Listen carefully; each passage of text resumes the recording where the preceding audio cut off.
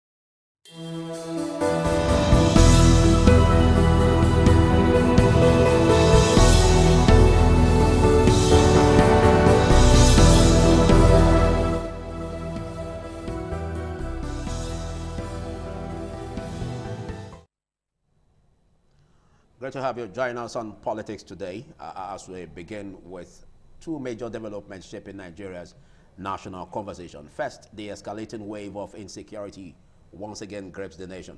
Another disturbing incident which emerged from Niger State, where a Catholic school suffered yet another abduction, raising urgent questions about our security strategy, the safety of our educational institutions, and of course the broader implications for communities living under constant threat.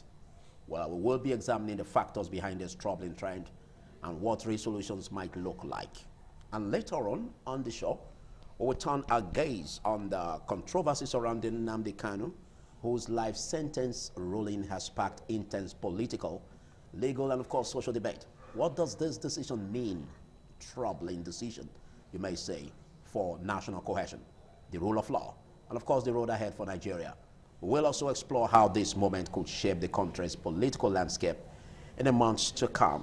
Of course, we have a panel of analysts standing by to break down these issues from every angle. And stay with me, my name is Philip Omogyupo, never will I forget that. And don't forget that as we progress on the show, listeners on independent radio and of course viewers on independent television will be allowed to join. Via the course, you will be pouring in others for free. And of course, I will be urging you to be civil in your presentation. And of course, quickly hitting the ground, running on what we have today, starting with my guests in the studio. At my extreme left, I have a professor from Novena University, Professor Tony Joweri. Big thanks for coming. It's a pleasure to be here. Thank you.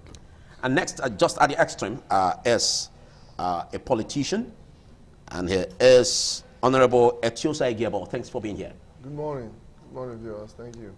And of course, I have a reverend with me, also a legal practitioner, Barrister Greg Iyayi. Big thanks for taking time to be here. Good morning, Philip, and good morning, viewers and listeners on radio.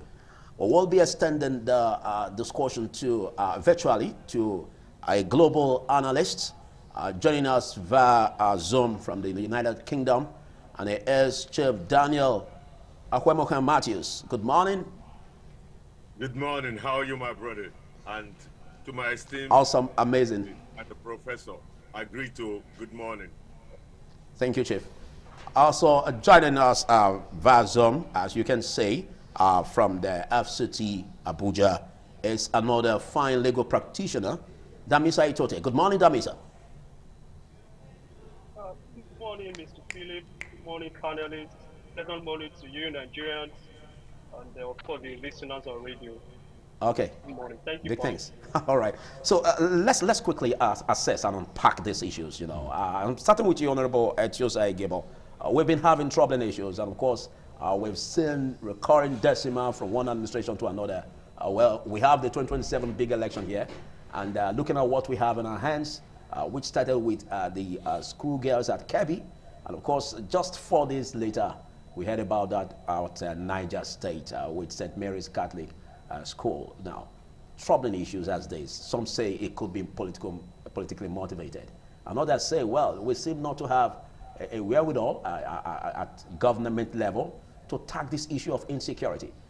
I don't know if you see it as politically motivated or lack of political will on the part of the president. Well, I think it's politically motivated, and before I dabble more into that, I think I want to remind our people that I wouldn't necessarily think it is a lack of goodwill or willingness from the government, because there are actually military personnel involved, and in most cases we lose some of them in the point of contact. So this is about a nation, people putting in the effort to be at the battlefront, in some cases losing personnel who has loved ones.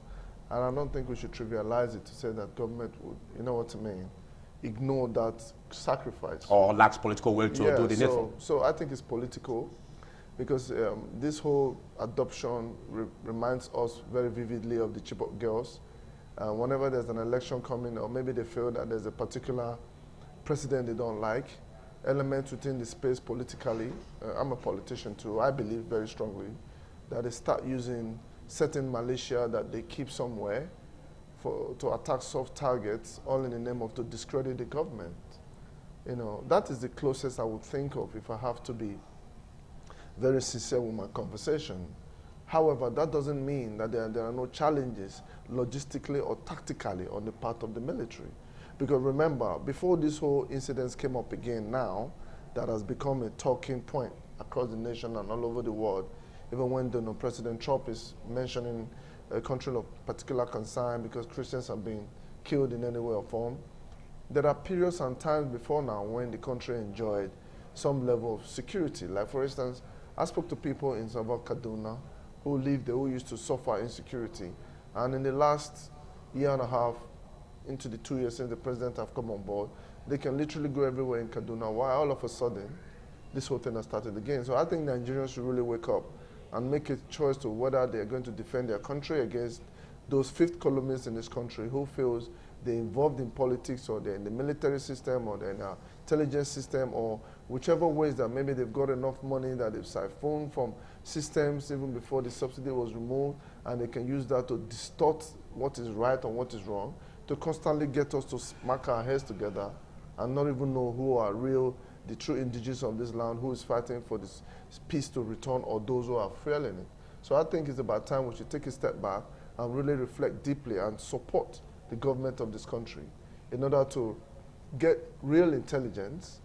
And because these people, we know, from fact, I've spoken to people in high places, they do know where they are and who they are about. Exactly where I was going. And then I think our people should reclaim their country back, all right, support the government, and get rid of these people. All right, thank you. Now, we're about looking at issues surrounding how to close the gaps. Obviously, we know that Nigeria has been a hotbed for insecurity, and of course, how to tackle this headlong has been an issue that we've been dealing with for decades now. I don't know your thoughts on this, Professor Tony Jawari. Well, I think to solve a problem, you have to look at the genesis, the background of the problem. When you talk about insecurity in Nigeria, we don't have to politicize it. The whole thing really started from Buhari's regime. We have to delete Buhari's regime. We have to be honest with ourselves. We remember when he said if he doesn't win that election, in that year, that blood will flow like Babu.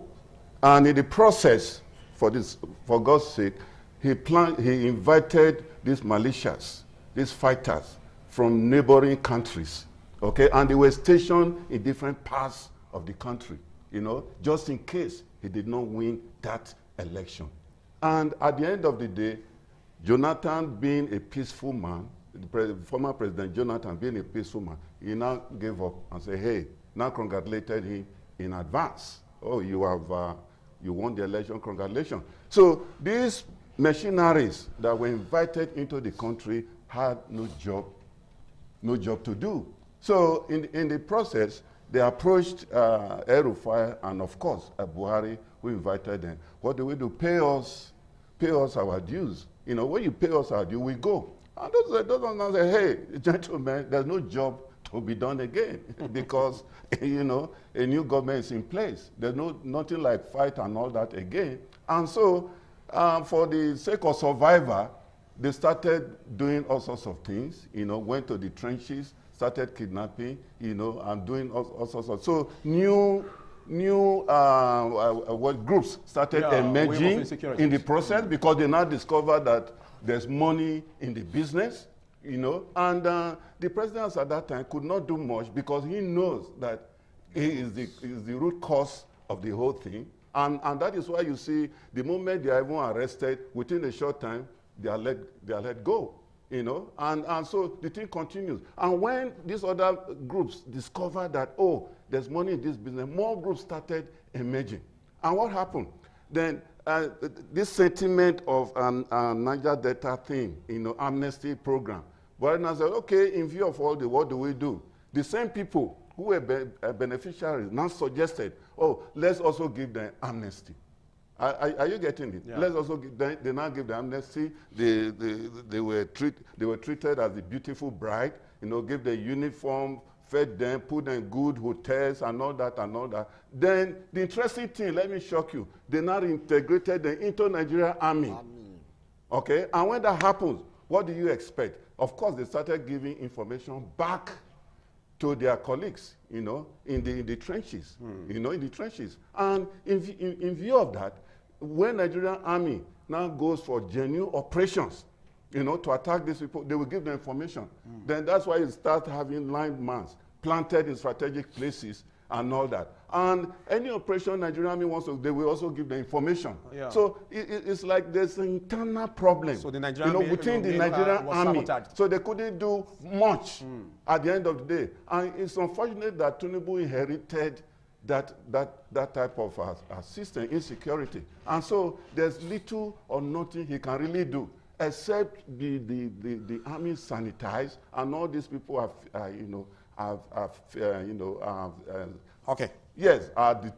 discovered, and separated, filtered. That's the word I was looking for. Filtered away from the Nigerian army. Okay. If that is not done, the problem continues. Okay, we have a very delicate situation on our hands, most especially as we have different figures being peddled, as per the students that have been, abducted in Niger State. We're still looking for the orders at Kebbi, and we have various numbers being peddled, which is quite alarming. I don't know how you want this to be fixed, because most especially when we look at situations where year in, year out, every 4 years, we have elections coming up. And of course, they keep giving us promises, but there's this need for us to be proactive in governance. How do you see the lapses being closed under the present administration of President Tinubu? What the man sows, he will reap. We should look at some of the people in power today. How did they come to power? It was by sowing and encouraging insecurity and making insecurity a campaign slogan. And we all know it. Then we can't run away from it. What you sow, you will reap. What we might be reaping today is what was sown. And the people who sowed it, we know them. Kabiru Sokoto, who went to a church, and then with his men, about 25 people were killed, the Catholic Church. DSS was looking for him. Other security agencies were looking for him. Eventually, they tracked him to the guest house of a governor in the administration at that time. And because it was a government house, the president has to waive immunity for them to attack. And they did. And they found him there. He was sitting on the table over very sumptuous breakfast. Yes. A very sumptuous breakfast. And he was arrested. That government official is a top government official in this present administration. That will tell you the root of the insecurity. It was meant to spy Jonathan, to discredit him, and then to oust him from power. And the people did that. They're in this administration. Yes. So eventually, what they sowed is what they are reaping. Just like the prof has analyzed. They couldn't pay them. They couldn't compensate them. So those people have to find things for themselves. You see, if you are desperate for power and you want to get power, even at the expense of your own country, this is the kind of thing that you get from it. Well, it's quite challenging, most especially where the president had to, suspend at a point his trip, his foreign trip, and of course over the Kebbi schoolgirls abduction. And again, another one happened. We don't know what the president will do in this time. If we will suspend the forthcoming trip again. I'm sorry to cut you short. Okay. You see, one has even just happened again now. I was looking at the media just now. In Nasarawa. Okay, well, escalating issues like this, let's join you, Damisa Itoti from Abuja. Now, we have challenges where even the president said that the Minister of Defense should shift base to Kebbi. Now, it happened another one happened in Niger State. We don't know if the minister will again shift base to Niger State. Or just like what we just hearing now about Nasarawa. Now, what exactly can be done in all of this? Do you see the president as having challenges of lacking political will in this?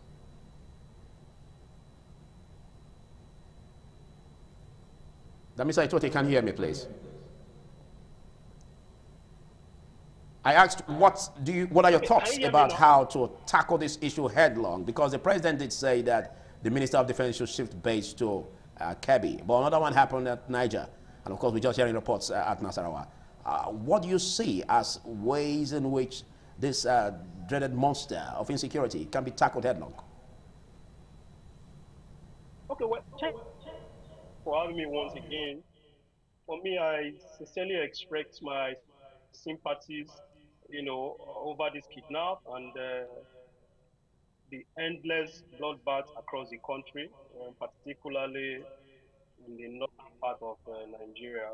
I sincerely pray and hope that the little girls who are, schooling, who are receiving formal education, be brought back to their family, will be reunited with their family, alongside everyone that has been, taken into captivity by this dreaded monster.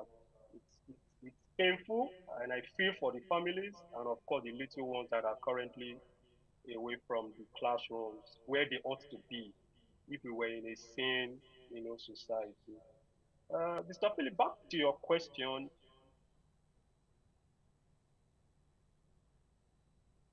Well, I don't know. Well, we sincerely apologize for In the it, break that in case transmission. we are Separation treating by it. technical hitch. Well, I believe as we're able to restore that, we'll be getting back to Damisa Itote. Damisa Itote, are you there? Can you continue from where you left off, please? You can hear me. Can you hear me? Yes, we I can don't hear know you. Go ahead, please. where I stopped, but I was okay. I said I was empathizing with the little, children, pupils, and other people who were, of course, taken into captivity. And for me, we've traced the issue. Your very robust panelists have, traced the issues. The question is that what is the way forward? One thing I really want to dwell on is that we are over concentrating our effort on 2027 that we are not even yet guaranteed of. We seem to be playing politics other than governance. See defection of sitting governors, defection here and here, all geared towards 2027. While real governance has taken the back seat. I think that is the problem, basically. If we are sincere in tackling this situation, this insecurity situation, we should come up and examine or interrogate basic issues. What are those issues? One, personnel training. Well-equipped personnel training. Re-establishment of a broader curriculum in our security institutions, where modernized way of confronting wars, quote and unquote, war, asymmetric wars that are currently going on, that should be tackled. But we discover that we are not doing that.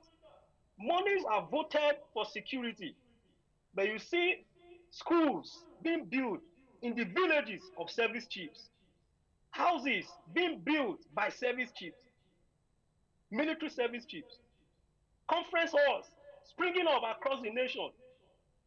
Is that the commandate of our military personnel or of the military to be building primary schools and building conference centers and everything with money that were earmarked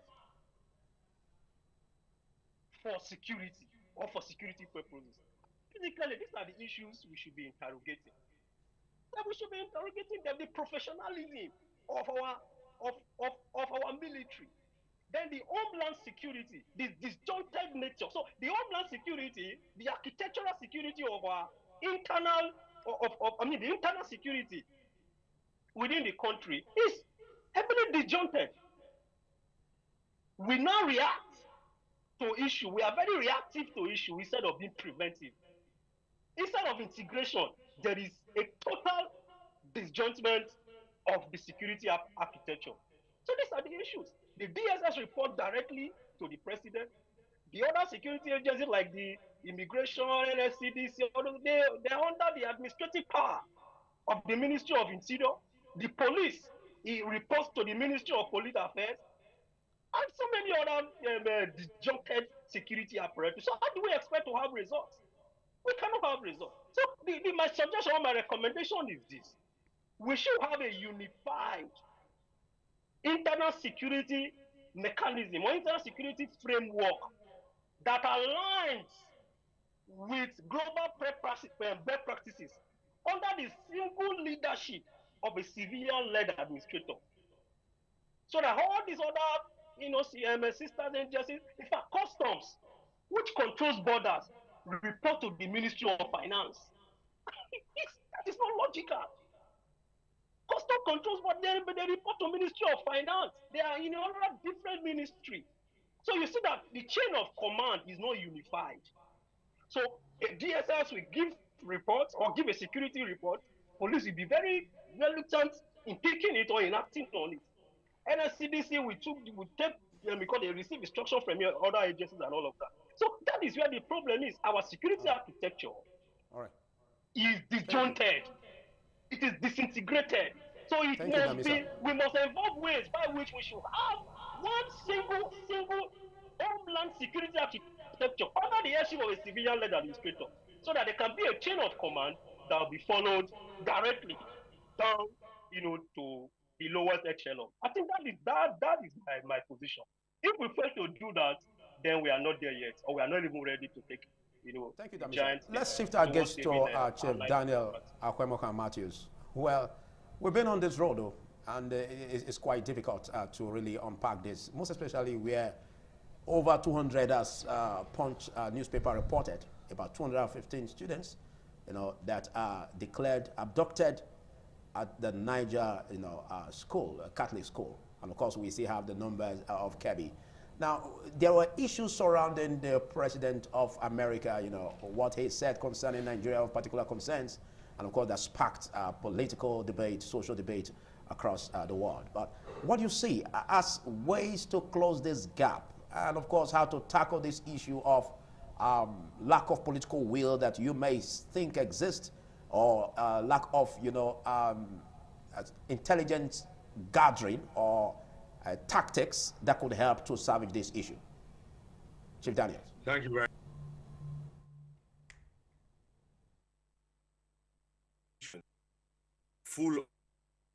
A nation full of religious and tribal bigots.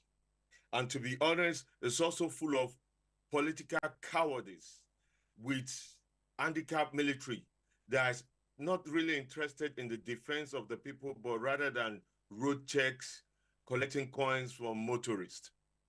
And it's obvious now that no one can say that we don't have a genocide going on in Nigeria. From what is happening in Kwara, Niger, and all across. That genocide now is so obvious that over 200 girls or more, or thereabout, are kidnapped in a Catholic school in Niger State. So for me, until we come to grip that this so-called Nigeria needs to be re-examined and reimagined, then people like El Rufai, who we know is a terrorist sponsorer, and also with the late evil Buhari, who we know is the father of the bloodshed going on in Nigeria, and confronts them, then we will never be able to address the issue, no matter what strategic purpose we have. Because it's obviously clear that some people are behind this who are powerful in the government. And until we address that, there's nothing. Even if the whole America, Europe, and the whole world were to come, what happened in Somalia will happen.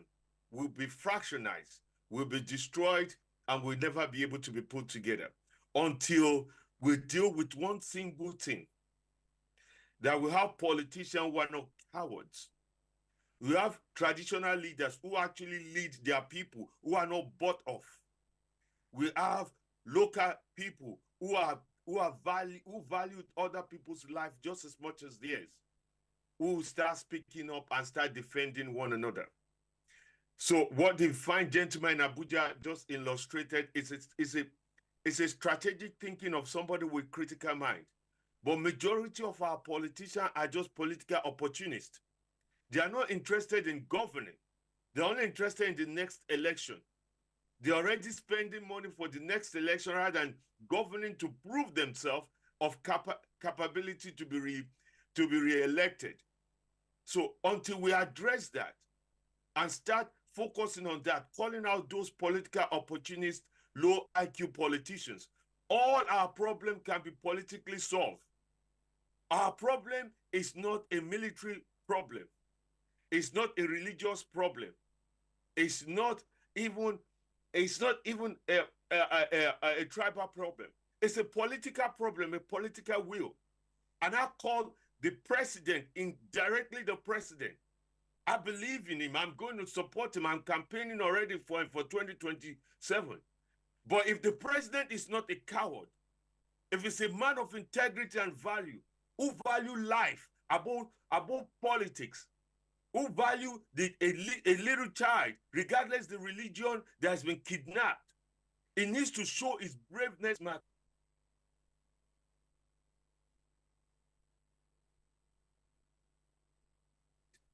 Into the armed forces should be all those who served 8 years underneath the evil Buhari and did nothing should be purged out immediately.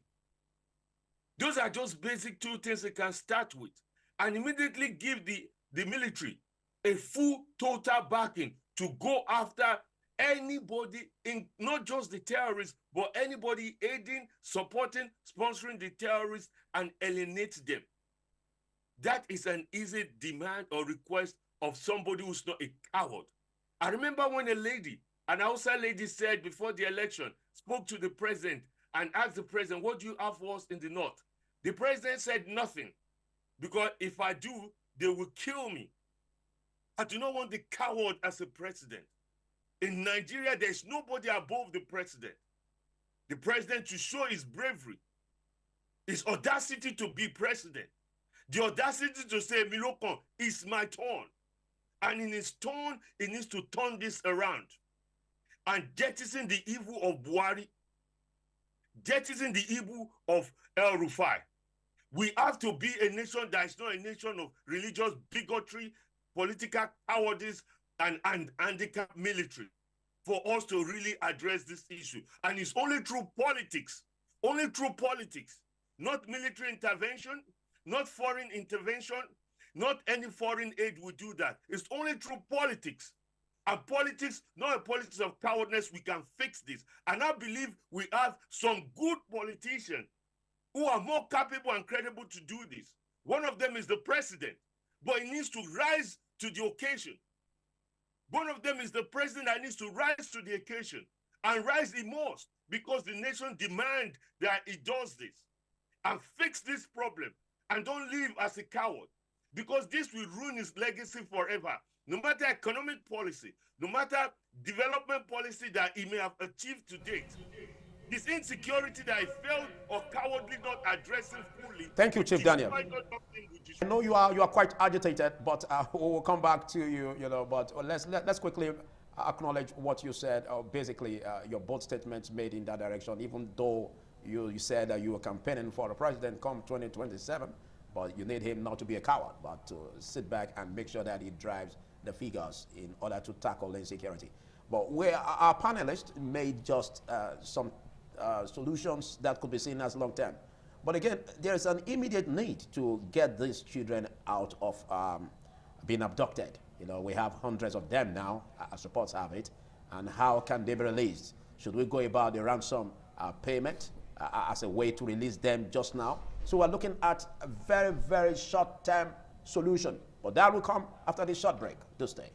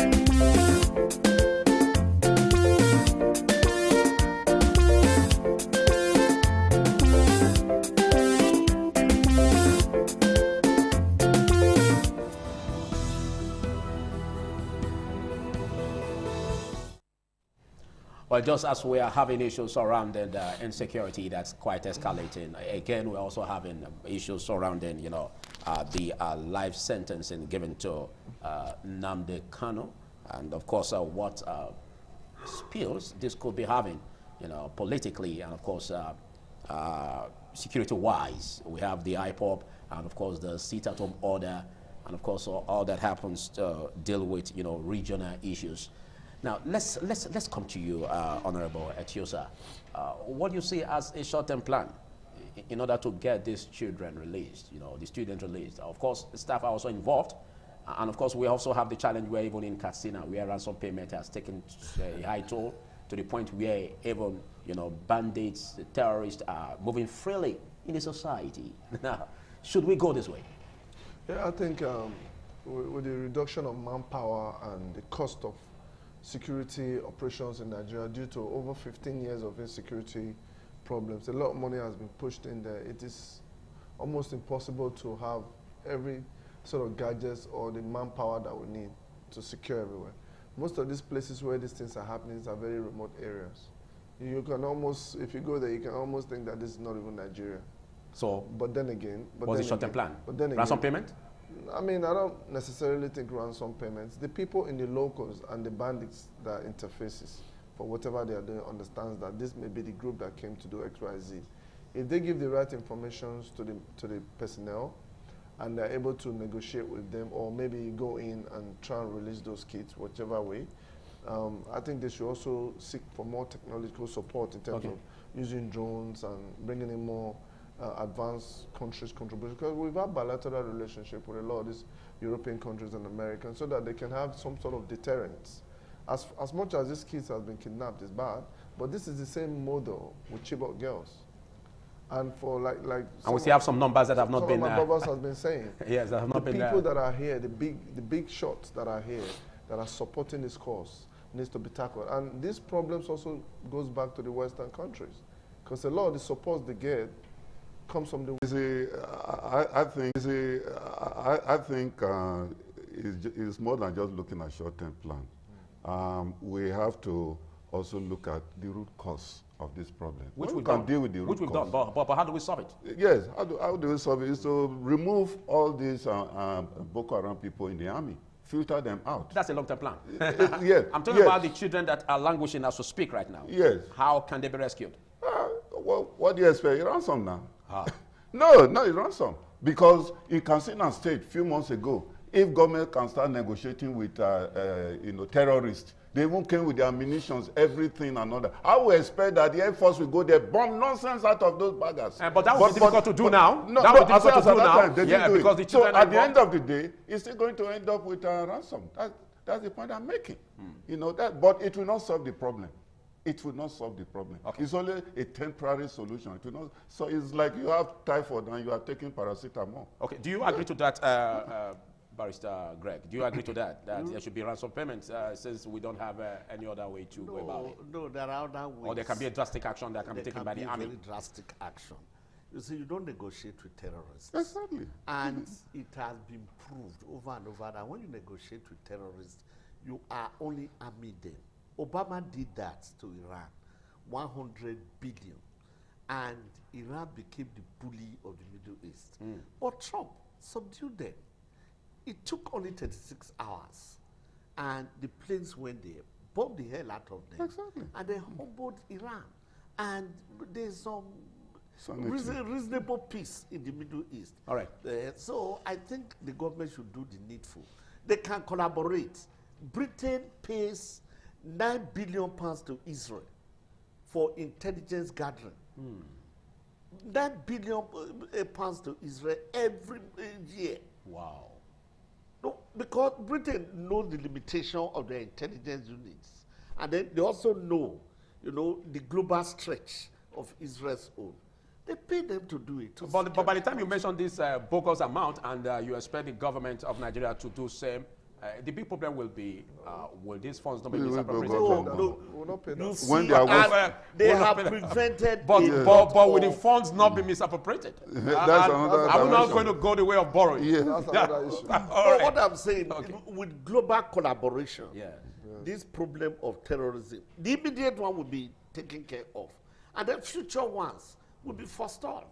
Okay, pour your calls at us. The number will be displayed on the screen right about now. And of course, for listeners on Independent Radio, we verbalize it so that you can be part of it.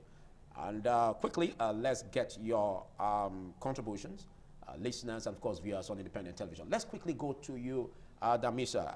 As we round off on this first topic, what do you see as the short-term plan in order to get these children rescued? Okay, for me, the honest truth is that Nigeria's internal weakness makes external narrative very easy. We must control our narrative. And in the interim, do whatever you need to do to get every kidnapped Nigerian out of the bush or wherever they are kept. I have children, I have nephews, I have cousins, I have nieces. So I can practically share in the pains of parents and family members of those whose children, whose brothers, whose sisters have been kidnapped. So do whatever you need to do as a government. Where you fail to use the monies available to you to secure Nigerians, use those monies wherever you want to use it, technologically or otherwise. Bring those kids back to their respective homes. Any means possible. Any means possible, I repeat. Get these kids out, please. Yeah, you know you are a fine legal practitioner. When you say any means possible, you are trying to dodge the aspect of even if it means paying ransom. Why don't you just say it critically? All right, let's get to you, Chief Daniel. Do you subscribe to what has been said about ransom payment as the short-term plan? Absolutely not. And it would be a foolish errand. And basically, we're giving them more money to do what they are doing and doing it more. Good example, when America citizens were kidnapped in the north, America came all the way from America, flew in, go into the Zambezi or wherever they are, rescue their own people without a single peep. And they were able to do it and successfully left the country without a single peep. If they can, we can get their assistance. And secondly, we need to be realistic. When we talk of global cooperation, there are 5 people deported from Dubai because in Dubai, they are Muslims. The Dubai government deemed them to be terrorist financiers, deported back to Nigeria, and nothing was heard of them. Short-time fix. If we don't know where the terrorists are, the Nigerian government, allegedly, Gome knows. Gome goes and speak and dine with them. Gome was rejected from entering Saudi Arabia, the most holy land for Muslims. He wasn't allowed to come and pray to the God he served because they deemed him to be an evil terrorist. Gome walked freely and advocated for the terrorist, not the victim. He arrested Gome, put Gome in jail, arrest those people who are defending, explaining, and rationalizing them. Gome goes to the camp. If Gome is not taking the army to the camp, since the army allegedly cannot find them, then Gome should take us to the camp. And finally, yes, we should go in with all the might of Nigerian government and Nigerian military. We should go in and bomb them to hell. If some of the children were to be lost in the process, so be it. If my child was among it, I'll say, yes, so be it as well. So that they do not have the audacity to do it again or again and again. They will keep doing it if we keep having this further approach. A terrorist is a terrorist, and a terrorist who is a fundamentalist, you cannot change the fundamentalist perception. They believe in Takia. Takia means the art of deception. And they will continue to lie to you. Daniel, I always enjoy when you speak, most especially when you make some bold statements and sacrifices that we must make as Nigerians going forward. You may mention on the fact that even if your children or any of your child is involved, you don't mind that you should bomb them, even if the children are involved in it. But that's a very hard saying. Well, let's look at the second topic, which is mind-boggling. And again, we need to keep Nigeria united. And some have said that with the life sentencing of Nnamdi Kanu, that brings a whole challenge again concerning the restiveness we have in the eastern region, and of course, how will that gravitate into more insecurity? So, do we seek a political solution? I'll give you 1 minute to react on that, Honorable Etiosa. Well, to me, I kept asking the questions all the time why Mazi Nnamdi Kanu, when he was in London broadcasting on Biafra Radio, why he wouldn't use his position to nominate people to run in a particular political party and direct his people, since they listen to him, to vote for that particular person as governors of the southeastern states, House of Rep members, senators, and then on that nucleus of being the leader, bring out different appointees from the southeast and work with them to develop their state, rather than turning into getting people, making threats to the Nigerian state, calling it a zoo, and then put himself in a tight corner. And at the end of the day, two wrongs don't make it right. I strongly believe that what happened to Nnamdi Kanu was not the right way to go, but he caused himself that problem. However, if terrorists and bandits are captured, prosecuted, and released back to the community in the Northeast, I also believe that he from the Southeast should be treated the same. Not to say that the things that he did was right, because even a blind man can see. So in a nutshell, what I'm saying is that he should have known better to understand this peculiar region and how things are done, that things are not balanced. But I think irrespective of that, for national reconciliation, there should be a political solution I also believe to release him from jail. I also believe that the process is ongoing. By the time it goes to appeal and Supreme, whatever decisions that they make, I just want to hit the point. The president is in a position to also find a political solution. But then again, that move and way that he followed was not right. That is why he's going through what he's going through now. Well, for national reconciliation, I don't know what your thoughts are. Let's get your thoughts, listeners, and of course viewers on independent television. Good morning. Tell us your name, where you're calling from, and let's get your response. Your name quickly. Okay, Raf. Your name is Raf? Did you say Raf? Raf, the Oracle. Okay. Make your contribution quickly. I think the president is the chief commander of the armed forces. That is very conspicuous on the Constitution, section 130, subsection 2. He is coming as a military, renew hope, so on and so forth. Subsidy is gone. Tax reform fee. Is that how it's going to follow the nation? Money, money, money, money. The military, they thought them to be guarding a plot of land, rather than to be defending the country. For it to be protecting the country, they are no more. Backing the military and the soldiers all for themselves. I think the president needs to resign. By now, all the Donald Trump who said he wants to go to Nigeria, he should come and help us. Because their aim and objective is money, money. Any private jet, really have these married women, leaving the people who they swear at oath to over, to live in their pot of blood. Thank you so much, Raf.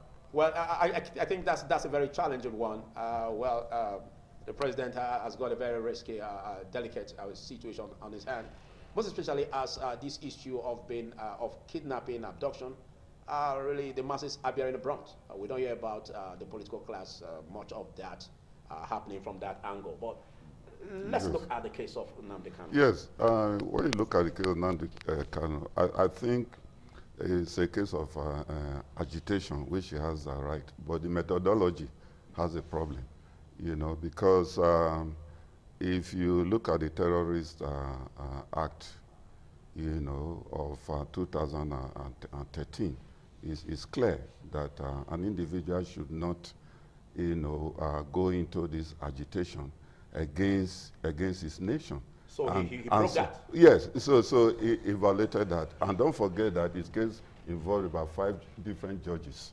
until eventually it was on 6 accounts, you know, and at the end of the day it was found wanting. So you mean the judgment was fair? Yes, on those 6 accounts. Yeah. You know, we're looking at the case on its face value right now, on 6 accounts. And what he was hammering on, that's why you need legal aid. What he was hammering on was this Section 4, you know, of the Evidence Act, you know, that says, hey, once a case starts with an old law, that old law remains. You can't say the new law have to be administered. Okay, but are you saying for the sake of national reconciliation, it shouldn't be released? Yes, you know, because that's what he was hammering on. That's why I said Omotosho does not know the law. That's what he was hammering, but it was wrong because the Constitution does not say that. So having done that, I think the best thing that has happened, you know. Let me shock you. What best has happened? Let's yes. look at a way of healing the country. Yes, yes, For national yes. reconciliation, what do you Good. propose? Yeah, but the law. Should we leave it on Wait, what it is now? wait. Now the law have to take its course first. If later in the future, like President Tinubu eventually get amnesty, Maybe 10 years to time. some where I don't know. But let the law take its course All right. first. Then after that, the president may do the needful. All right, let's get to talk on that, Barrister Greg. But before that, let's quickly take your call. Good morning, caller. Tell us your name and where you're calling from, quickly. This is my name. I'm calling from GRA. We didn't get the name. Repeat it again, please. Edus. Edos, okay. Go ahead, Edos. Hello, good morning. If you recall, my dear brother who is listening, the World War II, this matter started when one Yusuf started this war against government of Obasanjo around 1994, our President Obasanjo. But in addition, the other one that started again with the time that one Supreme said they should operate on Sharia in North. What I'm trying to say in nutshell, that they said they don't want foreign education. Okay, go straight to the point, Mr. Edos. Go straight to the point quickly, please. You have just 10 seconds. Okay, now, the country is giving us a headache, both the south and the north. Why can't we do this? The Christians should join hands together and discuss what to do next. We cannot continue to remain like this. Okay. All right. That's all. Thank you, Mr. Edos. Okay, over to you, Greg. Hassan Katsina, Gowon, and some other military officers from the north once said that Nigeria should be broken into pieces. What happened to them? Hassan Katsina later became the chief of army staff. Gowon became the head of state. What of Sunday Igboho? Did Sunday Igboho not call for Odua Republic? Is he in prison? Has he been tried? Has he been sentenced? Okay. Why Kanu Nnamdi? Jonathan was told that he should go after Kanu Nnamdi. When he listed Nigeria's problem, he said Kanu Nnamdi's own is the list of all of them. So let him face governors. And then what is somebody, going with flag and saying Biafra Republic, and that even Jonathan is not the president, he said, does that remove him from Aso Rock? So for national reconciliation, you seek a political solution for Israelis? What of the judgment that was given by the appeal courts? Okay. That struck down. You're talking about judicial precedent? Yes, all the charges. What happened? So what does this amount to? I want you to make very bold statements. My here. own What does is it amount this. to? Kanu Nnamdi should be allowed to go home. Should be allowed to go home. Yes, it's a political agitation, and which he has a right to do. If it is not tenable, then let him go home. What of the invasion of his home by the Nigerian army? Was that not against the law? Was any officer punished for it? Was even an unknown soldier punished for it? This is quite passionate, very, very emotional, most especially coming from a very But at the same time, we also are aware there was a video evidence that also showed how he was giving instructions for soldiers, police to be killed and all that, police stations to be burnt and all that. Let's not just look at why one side of the Boko Haram? Don't forget the fact Boko Haram who have killed, who have destroyed, and then they were not even tried. That is why there's no balance. They just said that they have repented, and they are even absorbed into the Nigerian. When you realize that you're from a region where certain things is not balanced yet, and you're smart, you should apply the right methodology. Thank you. Not go the wrong way where you trap yourself. Let's not rob Barrister Damisa and of course Chief Daniel time to react to this. Let's get to you, Damisa. React to this in 1 minute, please, over the life sentencing of Nnamdi Kanu. And what implications could this be? What could we do politically to solve this? They'll resolve it. Okay. For me, I will not speak of the legal gymnastics that preceded the judgment of a few days ago of Justice James Omotosho of the Federal High Court Abuja Division. The cross of Kanu's agitation was that the law which was which it was used to charge in no longer exists. Exactly. But sadly, it failed to know that in every amendment of an enabling law, of an act, there are usually clauses that are called saving clause. And this was without exception. Exactly. That is the plain truth. And ample opportunity was given to him, to defend himself, which he elected not to. So how do we solve this? Are you saying that it should remain in that, or should there be a political solution? No, certainly there's going to be a political solution, clearly. The right to self-determination. I mean, look at our international conventions, treaties, and all those things. You have a right to self-determine, for self-determination. It is your fundamental right as a state. Thank you. Chief Daniels, quickly, you have 1 minute. React to this. Chief Daniels.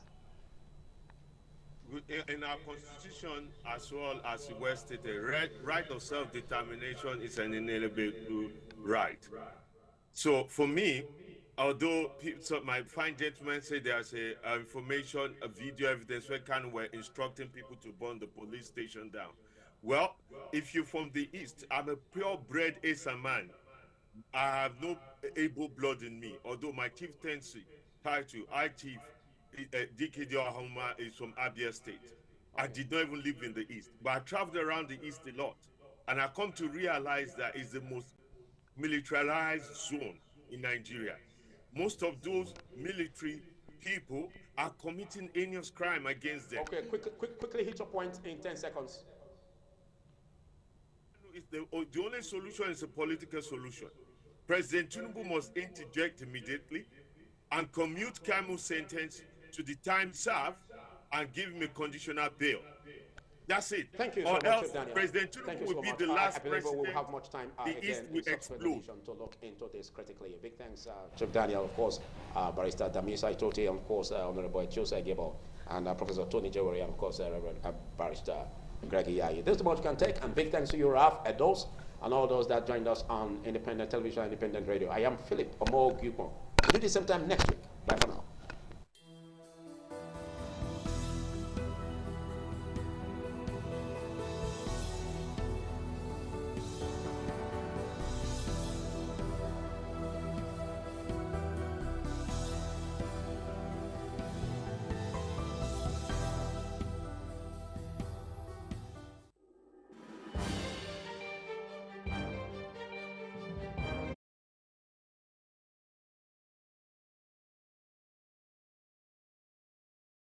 Certainly the best.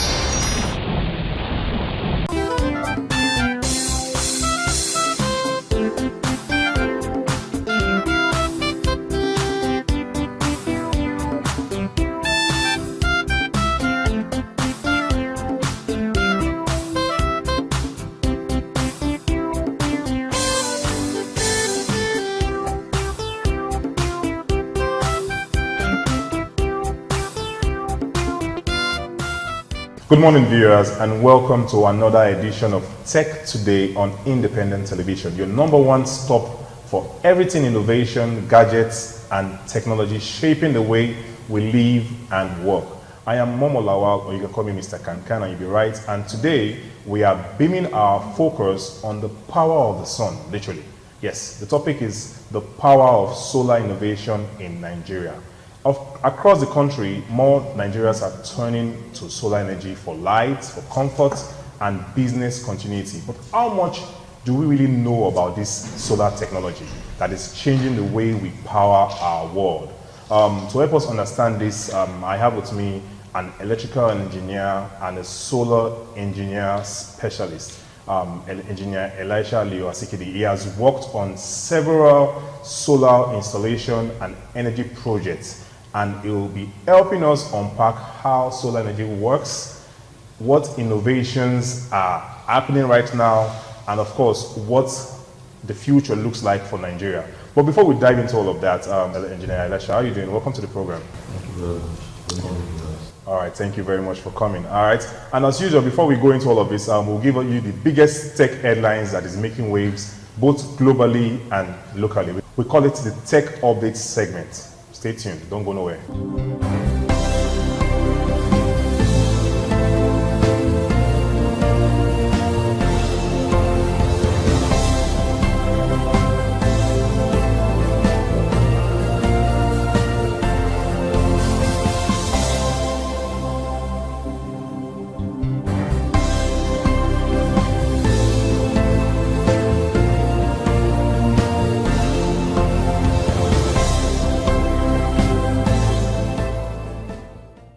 Welcome back, guys.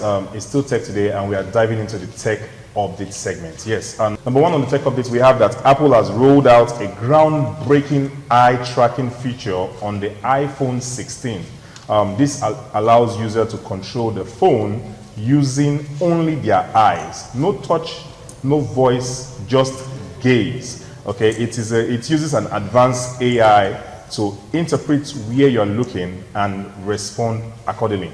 This means you can just scroll through apps, reply to messages, or even open your photo just by looking at your phone. You know, it's a game changer for people with mobility or physical challenges. This is a feature that just shows you that technology is not only about convenience, but it's about inclusion. Elisha, what do you think about that innovation by Apple?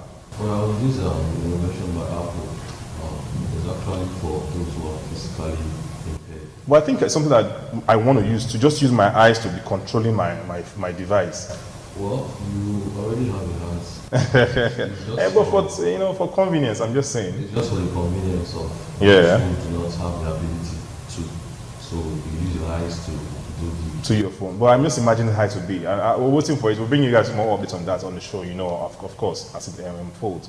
Next on the tech updates, we have that Starlink has introduced what we call community Wi-Fi in parts of Africa and Asia.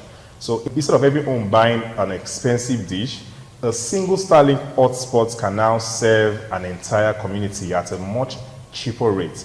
It's like having one Wi-Fi dish in a village and everybody connects to it just like a cafe hotspot. This could close the internet gap in remote areas and give schools and small businesses reliable access. Imagine a rural area in Edo State or Taraba streaming online classes through Starlink's shared Wi-Fi. Elisha, what is not fascinating? It is fascinating, and if you look, technology is actually evolving every day. Yes. And so those who were in the market before will leave the market for the new ones. So yeah, I really like this tech update because, as a matter of fact, it shows you that we don't even know what we're going to expect in the next 5 years in terms of technology. Yeah, true. Yeah, I like that. You know, it's a good one. Big ups to Elon Musk's team. Next on the tech update, still globally, we have that Apple and Google are collaborating to establish a global safety standards for artificial intelligence. They want to make sure that AI behaves responsibly and protects user data. It's like both companies, you know, Apple and Google is big companies, they're big companies. They are agreeing on traffic rules so that your phone's artificial intelligence doesn't go around, you know, misusing your information or doesn't even go rogue on you. You know, this partnership will can make everyday device safer for users worldwide. You know, Elisha, you know, I'm really particular about this tech update because it actually addresses privacy concern. What do you like about this?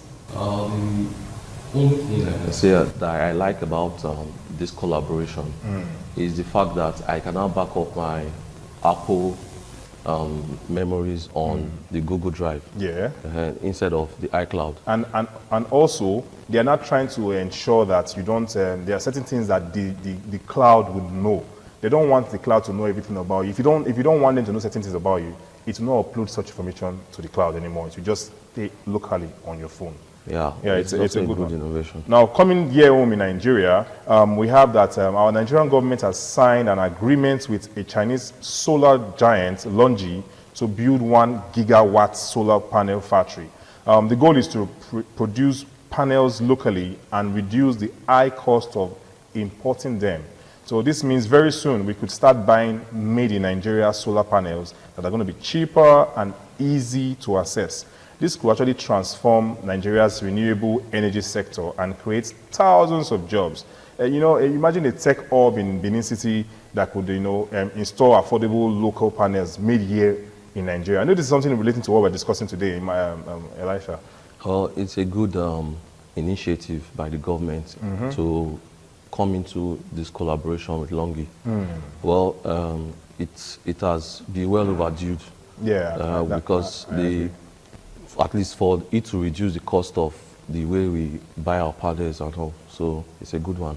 Oh, man, I'm liking the tech updates as we go. And also in tech update locally, we have the Lagos State. We shared this with you a few weeks ago. That Lagos State, they are going into what we call smart traffic lights. Now, Lagos State, they are currently testing smart traffic lights that uses sensor and artificial intelligence to control timing based on real-time traffic flow. So it's like traffic lights that have brains. When one lane is very full, it gives that lane more time to move. You know, this smart traffic system can reduce congestion and, you know, fuel wastage in busy cities. You know, I particularly like this one that traffic lights, smart traffic lights. It just makes me understand that maybe, you know, normally we have our traffic light that normally move for maybe 90 seconds or 60 seconds. Now, it doesn't have to wait the whole 90 seconds if it sees that the place is now being congested. It just automatically just turns green and it allows people to move freely. It's not a good one. It's a good one, and it's actually powered by solar anyway. Oh, it is powered by solar? Yeah, because you can't use that when we have poor power supply. I don't know about that power supply, but I know it's not exactly poor. It has improved. Yeah. So it's a good one, and you know, but I'm scared. Will people actually obey those traffic lights? Why not? Lagos is a place where they've advanced even more than many states in the country. So you don't just be the light there anyhow. Okay. You have to take. There's a fine for that. Yeah. And lastly, in the tech updates, we have Inoso Motors have launched what we call an electric delivery van. So Inoso Motors have announced plans actually to release electric delivery van next year. These vehicles will run on batteries instead of fuel, and making them cleaner and cheaper to maintain. So think of this as a delivery vans that you can charge with like your phone, where you charge your phone. There's no petrol, no noise, no pollution. This move marks Nigeria's entry into a fast-growing electric mobility industry. You know, Elisha, imagine delivery companies now using this. You know, you are driving your vehicles. We know we graduated from using petrol to now using CNG, and now we're now having electric vehicles, and it's now even going into the logistics area. What are your thoughts? Yeah, it's a perfect one for us because it's high time we start trusting our brands. And, you know, bringing out this kind of brand electric vehicle, well, it's a 100% plus for us. It's a 100% plus. I am sure that we can charge them regularly because I like this, you know, becoming fair and all of that. Now, these are the top stories that's happening right now in tech, and let us dive right now into our topic for today, which is the power of solar innovation in Nigeria. You know, Elisha, thank you very much again for joining us on the program. So let's just begin with this basic. What exactly is solar energy, and how does this solar power technology, how does it work? Okay, solar energy is the conversion of sunlight to electricity. It's as simple as that. Where you use, where the photovoltaic cells are being charged up through the sunlight and sent to the house. So basically, the things that you use to, you know, store these things are batteries. Yeah. Then from the batteries, you get to use your inverters to invert the charges that are installed in the batteries to your house, to your homes. Because the energy that comes there is in the DC. In the DC, yes, and which the inverter changes. DC means direct current. Direct current, which the inverter changes to alternating current. AC. To AC. Okay. So, well, the process it takes is when there's sunlight, the cells take charges from the sun. Okay. Then, you know, you have your positive and negative cables, which are from the panels to your charge controller. And these charge controllers, you use them according to the numbers of panels that you want to use for your home or businesses. So with that charge controller, your panels are being connected to it. Then from there to your inverter, from your battery, or your inverter to your battery, at least the battery has to power the inverter. So when all this happens, it's just like a circle. The sunlight goes to the charge controller goes to the battery, the inverter goes to the battery. Whatever is stored in the battery, you know, there will not be sunlight for the whole day. Yes. So at night, the inverter inverts whatever it is that's left of the battery to give you at least power supply for the remaining of the hour or the night. Wow, this is very, very good to take in. I really like how you explain it to us. That's why you're the solar energy expert. Now, I understand that solar energy has become very popular, and I don't know how affordable it is. Maybe you can share light on that, and you know, also describe how Nigerians are, the progress in adopting this solar energy so far? Well, with the high level of marketing that we engineers are already trying to enlighten people about using solar and letting them know that solar is way cheaper than you running on gen, you know, with the high cost of fuel, you running electricity or BEDC, because many people run their homes with what they call it, high bills. Yes. So like with most of the bills, sometimes they are even estimated bills. So the thing is, there are initiatives that have been put down for you to be able to afford this solar. Firstly, you can go with paying small. There are companies who agree to you for you to pay small. You know, you come, you give them the plans, or they give you the plans which you can get to whatever it is that you want. If it's the 1 kVA, 2 kVA, 3 kVA, 5 kVA. So you pay by installments? Yes, you pay installments. So with those kind of initiatives, it has become easier and affordable for people to use. So it's not exactly expensive No, now. it's not. Except you have the money, hey, you just go for it at once. Okay, now we've discussing solar, and a lot of people are already using this solar energy. So now I want to understand, what are the most common misconceptions that Nigerians have about solar energy? What are the things that we're not getting properly? You can maybe share it with us. Okay, firstly, I would like to talk on my own personal experience. Okay. So I met a client which I told her about going solar, because she was always complaining that their transformer gets bad more often. Yeah. So I said, why don't you just go solar to save you the stress, all these many talks and all. So she was like, solar that my sister's house caught fire. And I said, how are you sure that it's the solar that made your sister's house to get that fire? Why are you not saying, okay, whether it's from maybe the normal light she decides or from her hair? Why are you sure it's solar? And that aside, is because your sister used a low-level engineer, someone with much experience, and the quality that the person used. So those things are one of the things we face. And some people will say it's expensive, so we'll try to let them know that you can pay small for these products, and you are good to go. So the misconception most people think that solar can make their house go on fire and all of that. Some persons think that solar is only for the rich. That's also a misconception. No, not really. Anyway, they always feel that buying any equipment of that will maybe incur more cost to you. And now they are making us understand that they can pay installments. To get whatever it is. So talking about solar, we know that technology is evolving every day, Elisha. So what are some of the new solar technology that Nigerians should be excited about? What are the things that are coming into solar that we can be excited about in the near future? Okay, yeah, there are several things that are being produced right now in the market. There's the bifacial solar panels.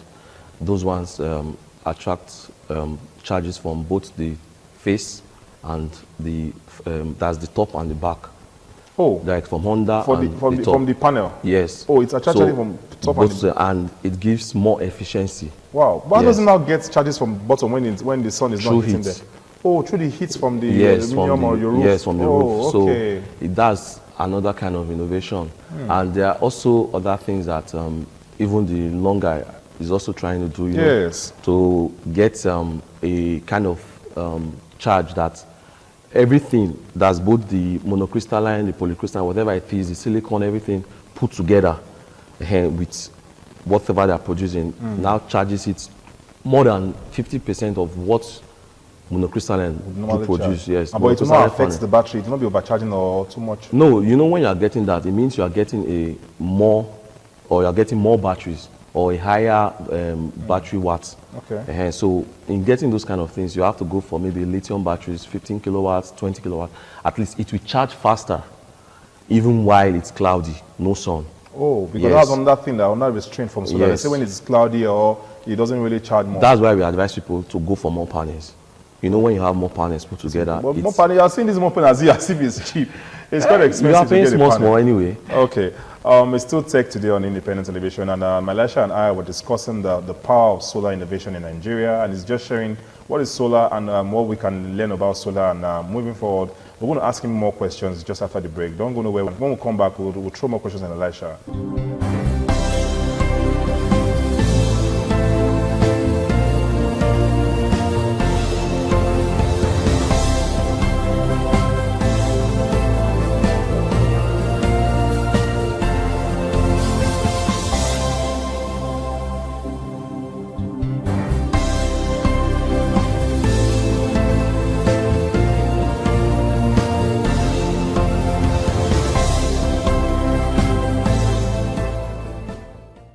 Welcome back to the program. It's still Tech Today on Independent Television, and we're discussing the power of solar energy, the innovation of solar energy in Nigeria, how solar has really helped us in Nigeria, and what is solar energy in general. So we have Engineer Elisha, who is a solar energy expert and also an electrical engineer with us in the studio, and has been answering lots of questions for us. So Engineer Elisha, you know, I know that in one way or the other, we need government's involvement in solar. So what way do you think that our Nigerian government can help us, you know, make this affordable, this solar energy affordable, or make it easy for us so that everybody, and most people in Nigeria, not everybody can actually have access to this innovation, this technology? Well, one of the things we actually face about the solar product is importation.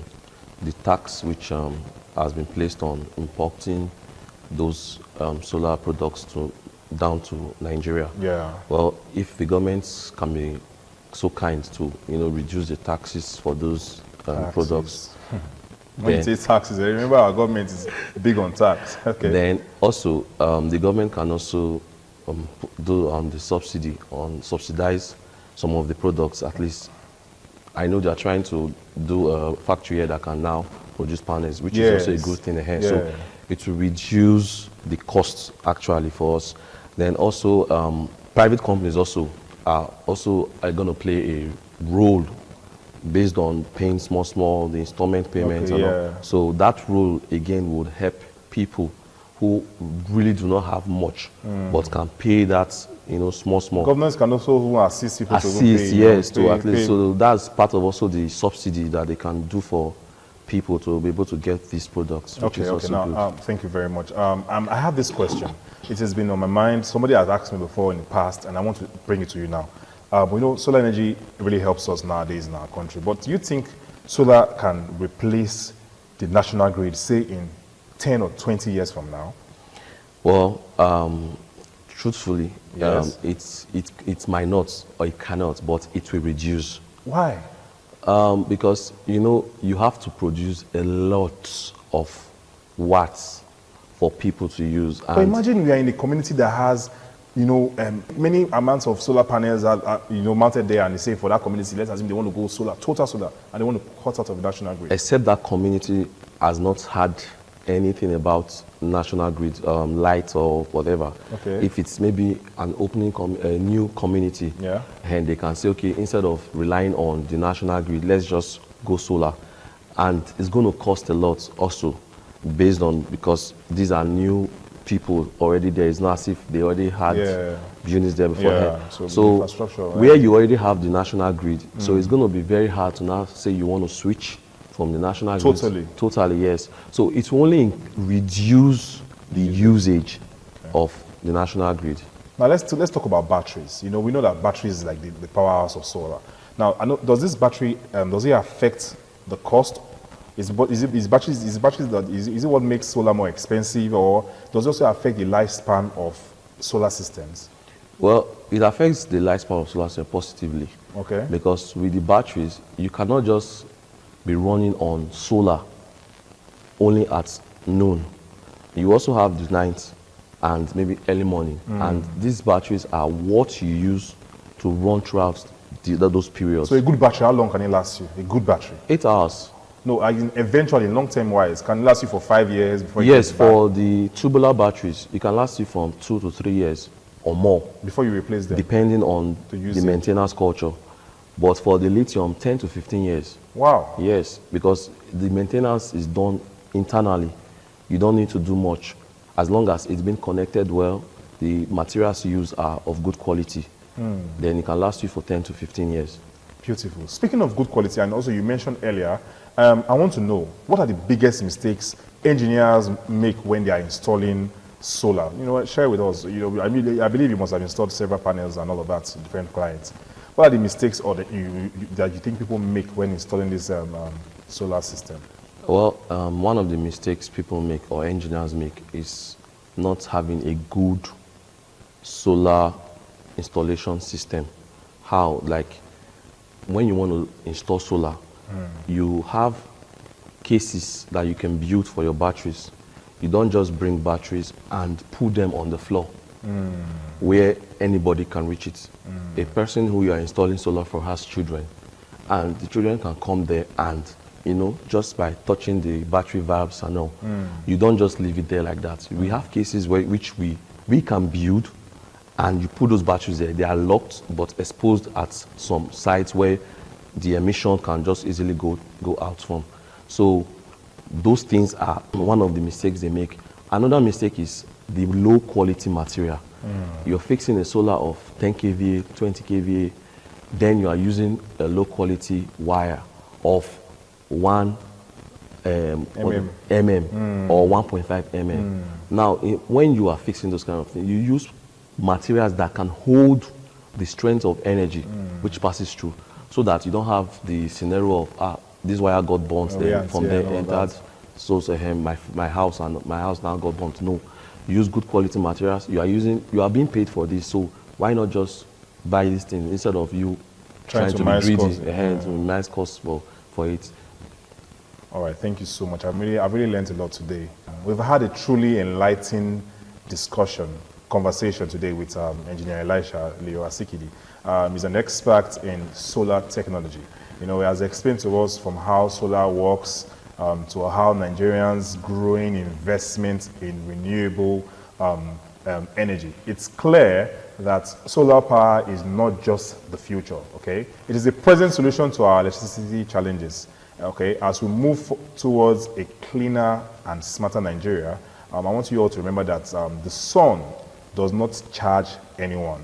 Okay, what we need are smart minds, of course, and the right innovation to harness it. And like Elisha said, we need to also get good materials also, so we don't go and start getting inferior materials that will not, cause us harm later in the future. All right, that is all we can take on today's edition of Tech Today. Don't forget that we do this on radio every Monday by 8:30 p.m. We call it Tech Info, okay? Join me again next week for another deep dive into the world of technology and innovation that is transforming our everyday life. My name is Momo Lawal. You can call me Mr. Kankan. Till then, stay bright, stay innovative, and keep shining with solar power. Bye for now.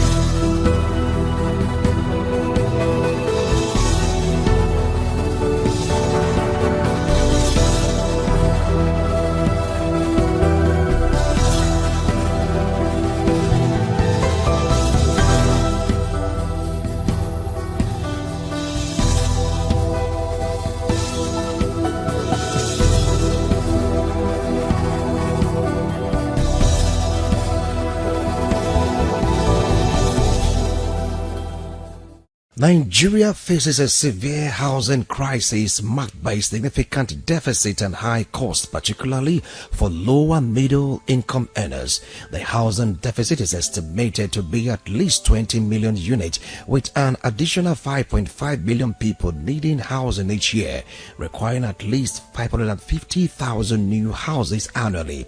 This deficit is compounded by high housing prices and rents, which have increased faster than general inflation, making it difficult for many Nigerians to afford adequate housing.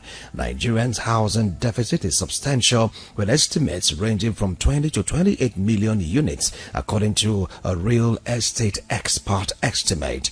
How housing prices and rent, especially for low and middle income individuals, are major barriers to accessing adequate housing.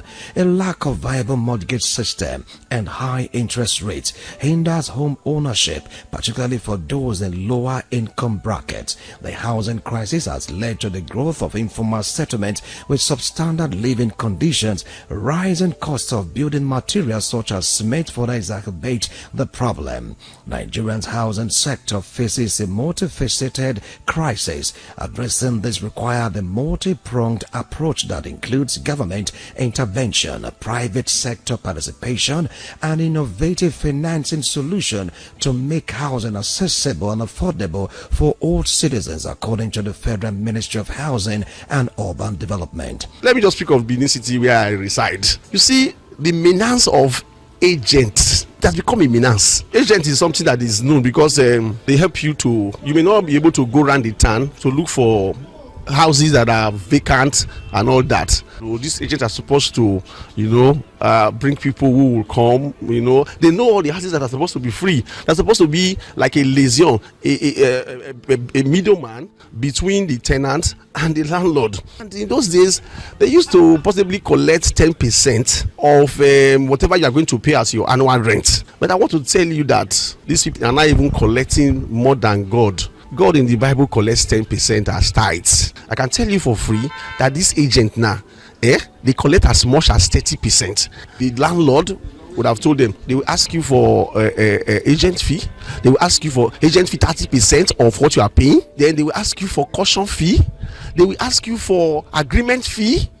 And to be very honest with you, in many cases, this caution, these agreement fees, they don't even go to the landlord. Is there a law governing agents in this country? I really don't know. Is it something that the government may need to look into? Because these agents, they are devil's agents. They are frustrating tenants. 20% of rent from the prospective tenants is unreasonable. So by the time you add those figures, those unreasonable figures to the already built up costs, it makes it scary. So a lesser standardized percentage may be acceptable. It's not just to make policies, it's another thing to also enforce the policies. The property market can be regulated, not in a way to hurt the agents in a way, but to curb the excesses. Because if you also look at it, like I said, there are positive and negative sides. We're also encouraging them. You are keeping people off the streets, you are giving them jobs, okay? But we want to regulate how, or we want them to regulate to what extent they make property accessible to others. So a fair pricing system can be encouraged. The agency business can be standardized. Consultation between the government and the stakeholders on a fair price can also work. This housing problem is being compounded by both professional and non-professional estate agents, popularly known as house agents in some clime, making houses to be very expensive for the masses. A person who sells and rents out buildings and land for clients, an estate agent, or a realtor.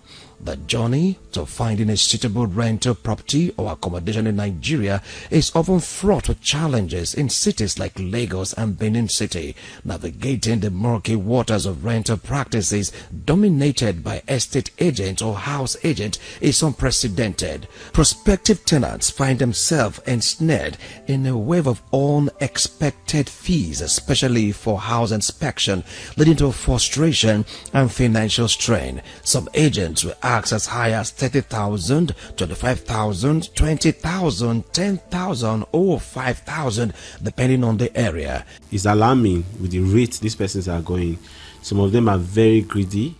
They take advantage of tenants in certain properties. A situation whereby an agent is demanding more than 10% from you, that is criminal.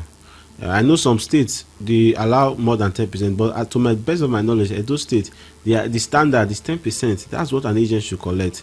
Then, as a tenant, if you are paying for a rent for any property, ensure to ask. Let them give you a breakdown. They shouldn't just tell you 1.5 million, 2 million for a property and you just pay. No, even if you have the money.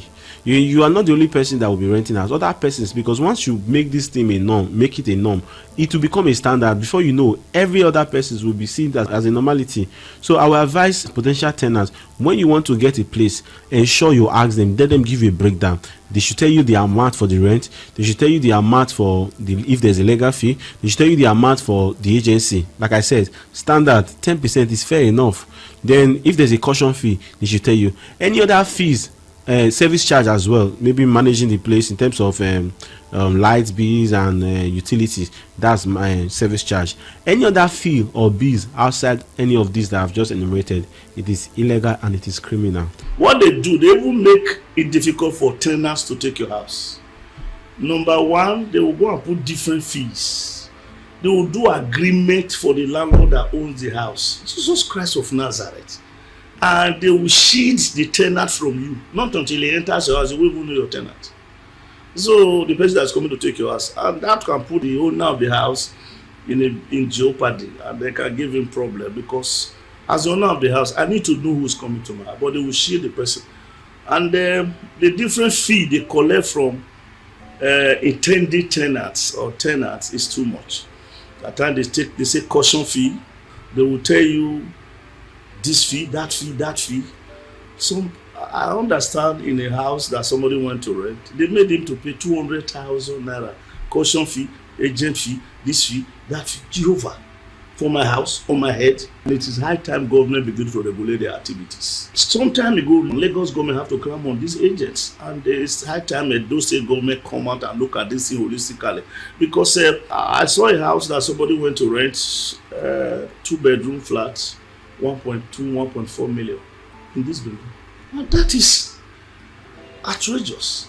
An agent collected up to 100 or 200. That's so much. As they say, 800,000 for one parlor and a room. Jesus. So, number one, they are responsible to an extent for astronomical increase in house rents. Number two, they also cause problem between landlord and tenants. In that, before a tenant gets your house, you don't know it, you will just come there and say, this is my new tenant. Whereas if you had interviewed the person, maybe you wouldn't have given him your house in the first place. And number three, they are also making things difficult for the tenant themselves. A tenant that went to hustle for 150,000 to rent room and parlor, you come and give him other bills, then he will not be able to get this thing. So missed and the need of owning a property of your own, because the way some of our agency are taking it now is just somehow the agent will just skyrocket some locations and tell you this is how much they are giving this location. For instance, now we needed an apartment in, let's say, Uselu, Gbowo, Saple Road houses. The owner might just say, okay, let me give it lesser price, but the agent will place that property in their care. We just say, no, this is what they are renting in this location. This is how much we used to give property, 2-bedroom flat, 3-bedroom flat, as the case may be, a room and a parlor, unit self-contained, as the case may be. They can say, okay, this is what we are giving in this location. This is what we are giving. But that is not in the mind of the original owner of the building. So That's the reason why we are urging all the agents, we call them freelancers at a time. In all, they are called agents. Those agents, please just take it easy with our citizens of the Federal Republic of Nigeria, because most of us, it's not that easy to just school out the money. You hear some persons will just say, okay, this house per annual is 600k, as the case may be. It will just say, okay, now agency is 450,000. It's not encouraging. It's scaring people away out of the city of Benin. So we are using this medium to encourage our agents to make sure, please and please, take it easy with our people in the city of Benin. They are supposed to be regulated by the state or the federal government of Nigeria. There should be a punishment, but not now, because there is no law guiding them. It is when the Edo State government now decide, or the House of Assembly now decide to say, okay, let us look for a way to fix it. Then they cannot say, okay, now we are going to pass a law. If there is no law, there will be no offender. So that's the reason why, not until we have a law that is guiding this set of people, this set of persons, this body, then there can never be an offender. Searching for a home in Nigeria has become a frustrating ordeal as many prospective tenants face an uncertainty reality. Estate or house agents demanding hefty fees for limited property viewing, while leading clients to properties are often failed to match that requirement. This exploitative practice, as investigation revealed, doesn't just drain finances but leaves tenants feeling trapped and misled. As a housing crisis deepens, the integrity of Nigeria's real estate market seems to be teetering on shaky ground. We have some issues with them. Some of them, they jack up the rent for certain houses beyond even what is prevailing in that area, because each area has its own rental value. But they jack up the prices, and there are two things about this. It makes it impossible for people who would have afforded the house normally not to get a house. And then secondly, the landlord is deprived of rent for the period he's waiting for somebody to take up the house, not at his price, but at the agent's price. And some of these agents, they are not appointed as agents by certain landlords. They just go to a house that is empty. They just take the picture and they put it on their platform, and then they advertise it as a house. And then some, they collect rents, and then they start looking for a house for the intending customer. So while they are running around, that intending customer is in pain. So these are some of the unwholesome practices of some of the agents. And some even collect money, and at the end of the day, they don't give the customer a house, and they cannot even refund the money. And sometimes you take them to the police station and they start refunding the money in bits and pieces instead of the lump sum that was given to them. I think the activity should be regulated, honestly. And some of them do the work of agents, they do the work of barristers or solicitors who are supposed to write agreements. Some of them write agreements, and some of them steal the stamp of the lawyer, and they are fixing there and just put any signature. We have had many of these issues, and I hope that the government and even the professional body of estate valuers and agents will look into this issue. There's a lot of deficiency in the areas of housing in Edo State. Why do I say that? Is that the cost of housing is being affected because of the demand. You can see in some areas, the very moment construction is being done in any building, before that building is completed, some persons have already made payment for that building. That is to show that the demand of rentage is very high. People need this property, they are desperate in need of it. And because of that, there is now inflation in the cost of housing. The landlord, there is no regulatory system to regulate the cost of building per areas or per environment or per the size of the building. So landlord just wake up to put a fixed price on their property the way it suits them. Just because maybe the next street there's a certain price the landlord are charging, so they now build their home, they will just give it price higher than the other one. because the number of persons that is asking for the property during the construction is high. To be honest, the agents in Edo State, their activities are very, very terrible. So I believe the government and the judiciary, they have to step in. Because, for example, there is a time that the NBA, they come together and they said that there is a fixed price for the lawyer. The lawyers has a fixed price, maybe 5%. If it's above so amount, it's 2.5%. So there's still room for you to negotiate with your lawyers. All these are professionals. They have their own regulatory bodies. And also the government has to step in, because roadside agents will just give fixed price. Sometimes they are even trying to aim higher than the owners of the property. You will see a property for 1 million naira. Agent will tell you that agent fee is 300,000 naira. You don't know how much they buy block. You don't know how much they sell sand. You don't know how much they sell cement. You are even trying to share the same profit with the owner of the property. So the government have a lot of work to do. First of all, let all agents be profiled, and let there be a regulatory amount on their charges that will not affect the tenants. Because when it's becoming too high, you will see that it will also affect the economy of the environment, that people will be shifting away from renting us.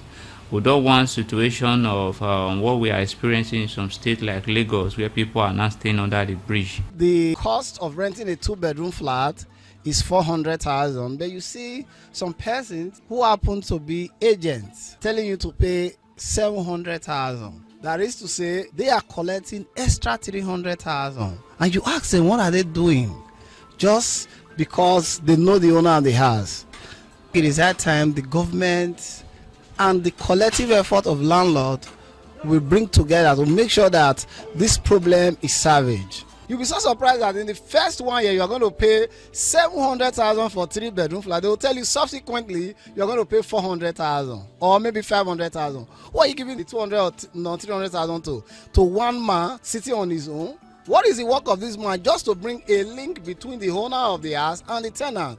To me, it's outrageous. We are having this problem, and the painful thing is there is nothing like soon they will understand that they are evil. Sorry to say, I will say it. Some of them, not all, are evil.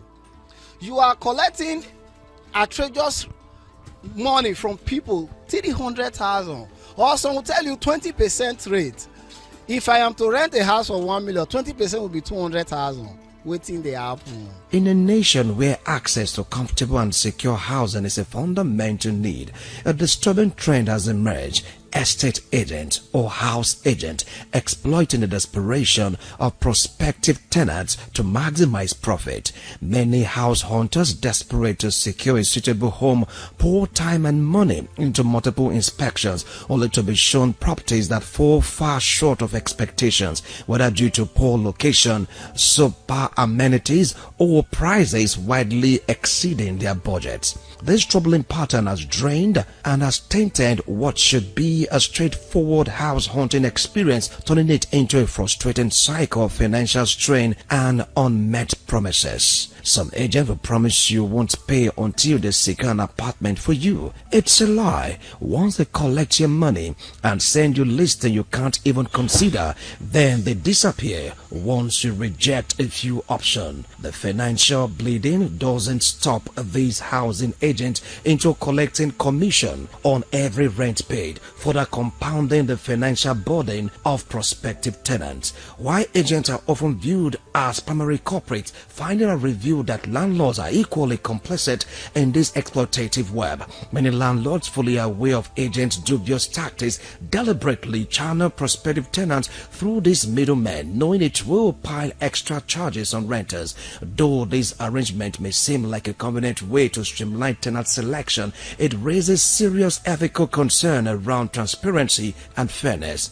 By relying on agents who extract inspection fees without proper accountability, landlords indirectly fuel a system where tenants are financially drained and disillusioned even before securing a home. Across social media platforms, a storm of outrage has erupted from victims of this exploitative racket. Numerous posts recount experiences of exorbitant inspection inspection fees levied under false pretense that left prospective tenants drained and demoralized. Many describe these drawn to properties through glossy, deceptive listing only to meet with vastly different realities during physical inspection. Shabby apartments, noisy environment, and poor maintenance often replace the pristine visual showcased online, sparking frustration and heartbreak for those desperate to secure a home.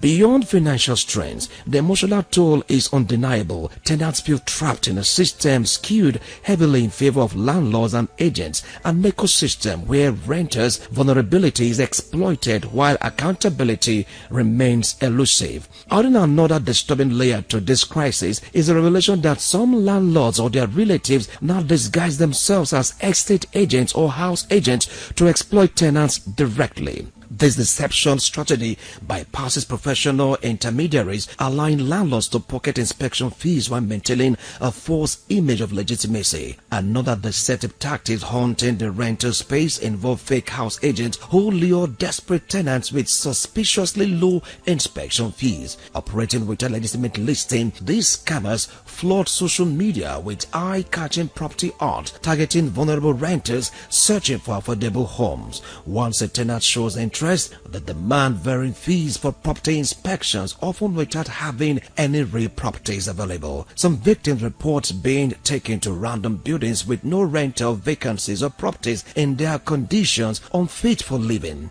These conartists thrive in a dangerously unregulated market where anyone can pose as a real estate professional without credentials. The allure of quick, easy profit often overshadows the lasting damage inflicted on already struggling families in need of homes. By posing as agents, they lure unsuspecting tenants into believing they are dealing with professionals, not the property owners themselves. Some even create fake online profiles or use aliases to maintain this illusion.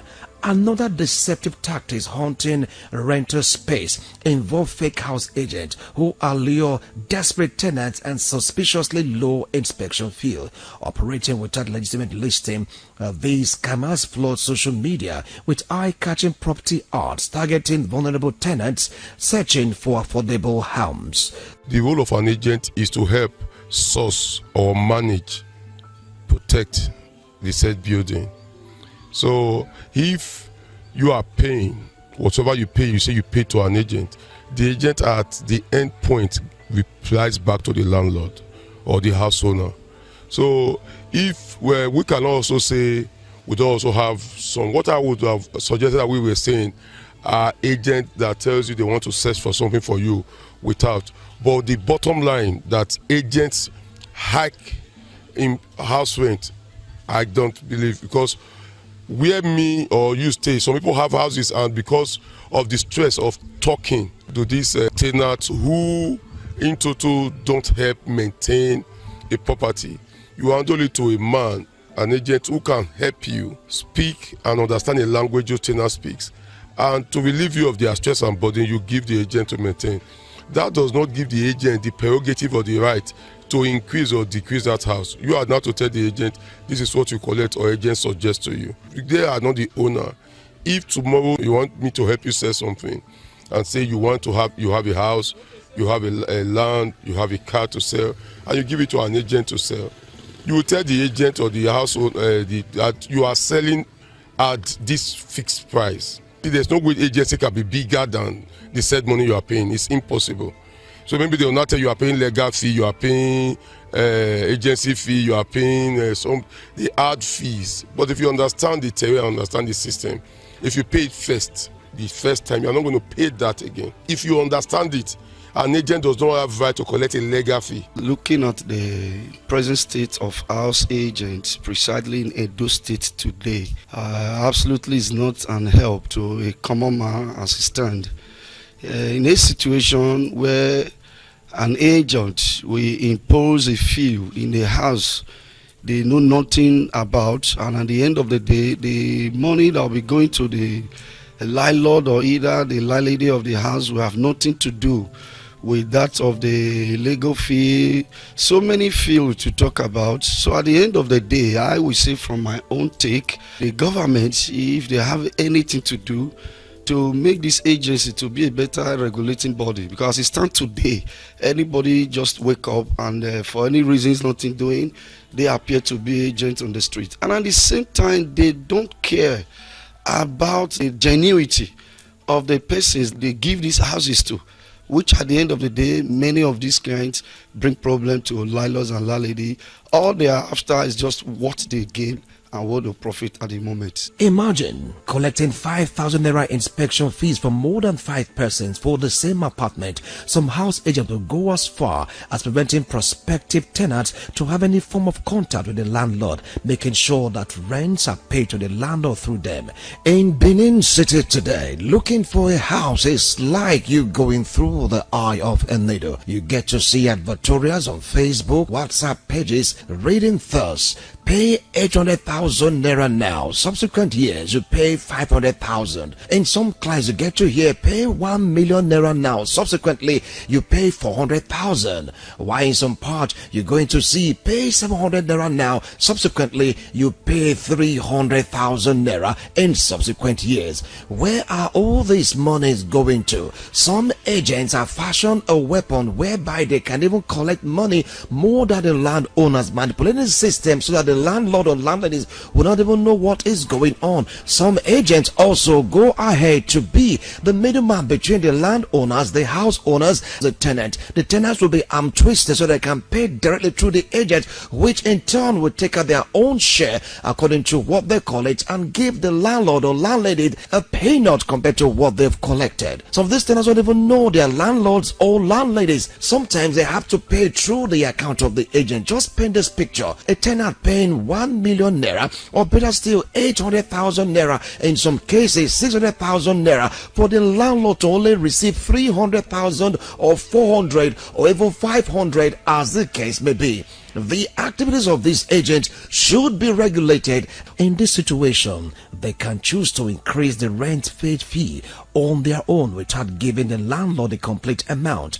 Equipped with the knowledge that the tenants do not know the owners of these houses, some house agents deceitfully issue quick notice to tenants in order to bring in new tenants that will pay higher agent fees and house rent. This has in no small measure inflicted so much pains on tenants. These agents most time goes for the highest bidder, not minding what the so-called higher bidder does for a living, as long as the greed of the landlord and agents are satisfied. Hence you get to hear words like "Oga, landlord, give your house to Yahoo boys. Now Yahoo boys they pay pass." Really, these fraudsters have so much money to spend and spare. This act further compound the pains of low-income earners. The act of putting money first before personality has plunged the society into chaos. You hear of kidnapping, ritual killings, and robbery in the society, all because the landlord refused to vet prospective tenants properly, all because of money and the negative influence of house agents.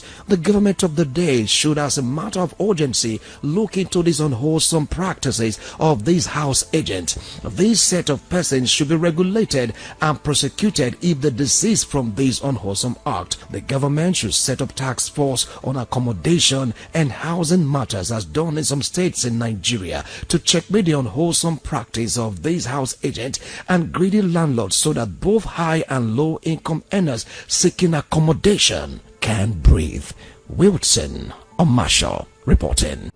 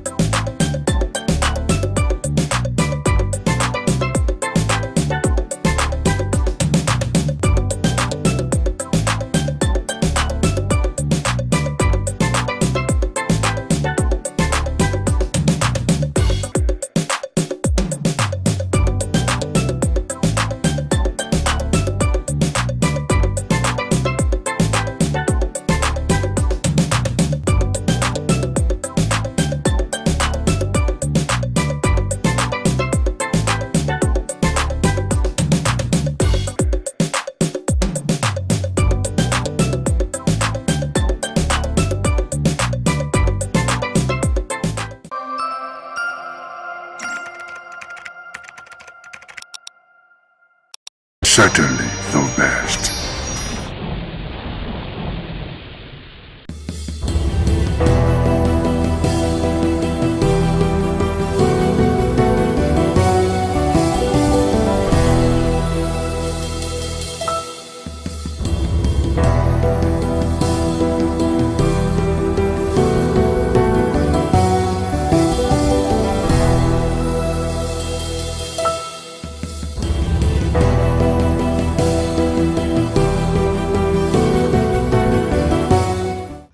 Hello viewers, welcome to Viewpoint on ITV. I am Caroline Okonji. So today on Viewpoint, let's talk about the insecurity that has been affecting Nigeria as a country and how it affects our economy, our agricultural sector, and most importantly, our means of livelihood. Security is the most important element if you are talking about whether state development or national development. No investment can thrive when there is no guaranteed security. And I don't think any economy can grow. I don't think any country can do well if the security architecture of that country is not such that it's able to arrest things that will make investors scared to put their investments in that very environment. And then on the issue of Donald Trump, some people say it's threatening Nigeria, but I don't think it's threatening Nigeria. The issues raised that led to Donald Trump and the Secretary of War of the United States wanting to come to Nigeria, those issues, are they real? Those are the questions to ask. The killings, are they real? Is there massacre of people, whether Christians or non-Christians? I don't believe that the people that are doing it, that they are Muslims, because I do know that Islam does not encourage killings. So for them to think that they are on some mission for God in quotes and nobody has been able to stop them. We have a country where the security agencies have not been able to curb these things for so many years. 8 years of Buhari is gone. We are post 2 years now talking about arbitration. That's 10 years. And in a country like Nigeria, you still see where they will show you on video where people are being killed and buried. The question when some people talk, the question I always ask them is it because those that are affected are not directly related to it? So I think that the American government, coming out to say that if Nigeria cannot solve it, they want to come and solve it. I think it's a wake-up call on one, the president who is the commander-in-chief of the armed forces, who is the chief security officer of Nigeria, to either do the needful and let every Nigerian feel protected within our country. As of today, obviously insecurity has become a thing of concern for every Nigerian.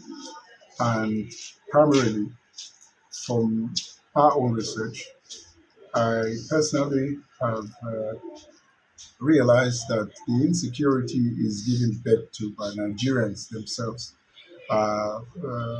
in line with the high rate of corruption in the system. Insecurity can only reduce when the corruption level is reduced. The primary cause of insecurity in our society is lack of consequences to crime. So if there are consequences, as we all know, the Nigerians are very good in abiding to laws when there is consequences to the crime they commit. So the Nigerians are very good in taking advantage of loopholes when there is no consequences to their crime. If you pay attention to Nigerians that are in diaspora today, you realize that 80% of them are very law abiding over there. The primary reason for that is because in the Western world, the consequences to crime is non negotiable.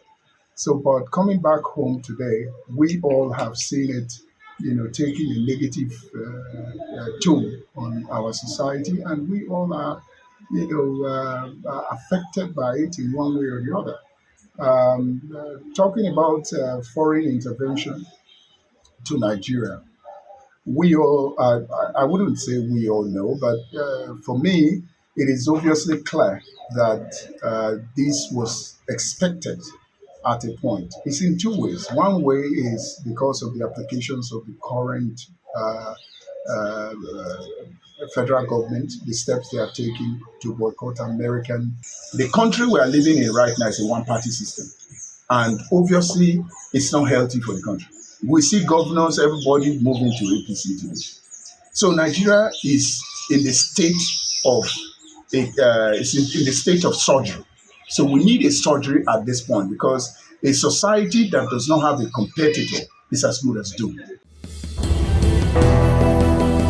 What am I to say right now is concerning the herdsmen that come to our community here. Those are real cow. They normally come with their cow to eat people cross here in my community here. They used to come with their cow. Instead of them to move along the road so that their cow will not eat grass from the road, they will take those cows to the people's farm in community. They will be eating their cross.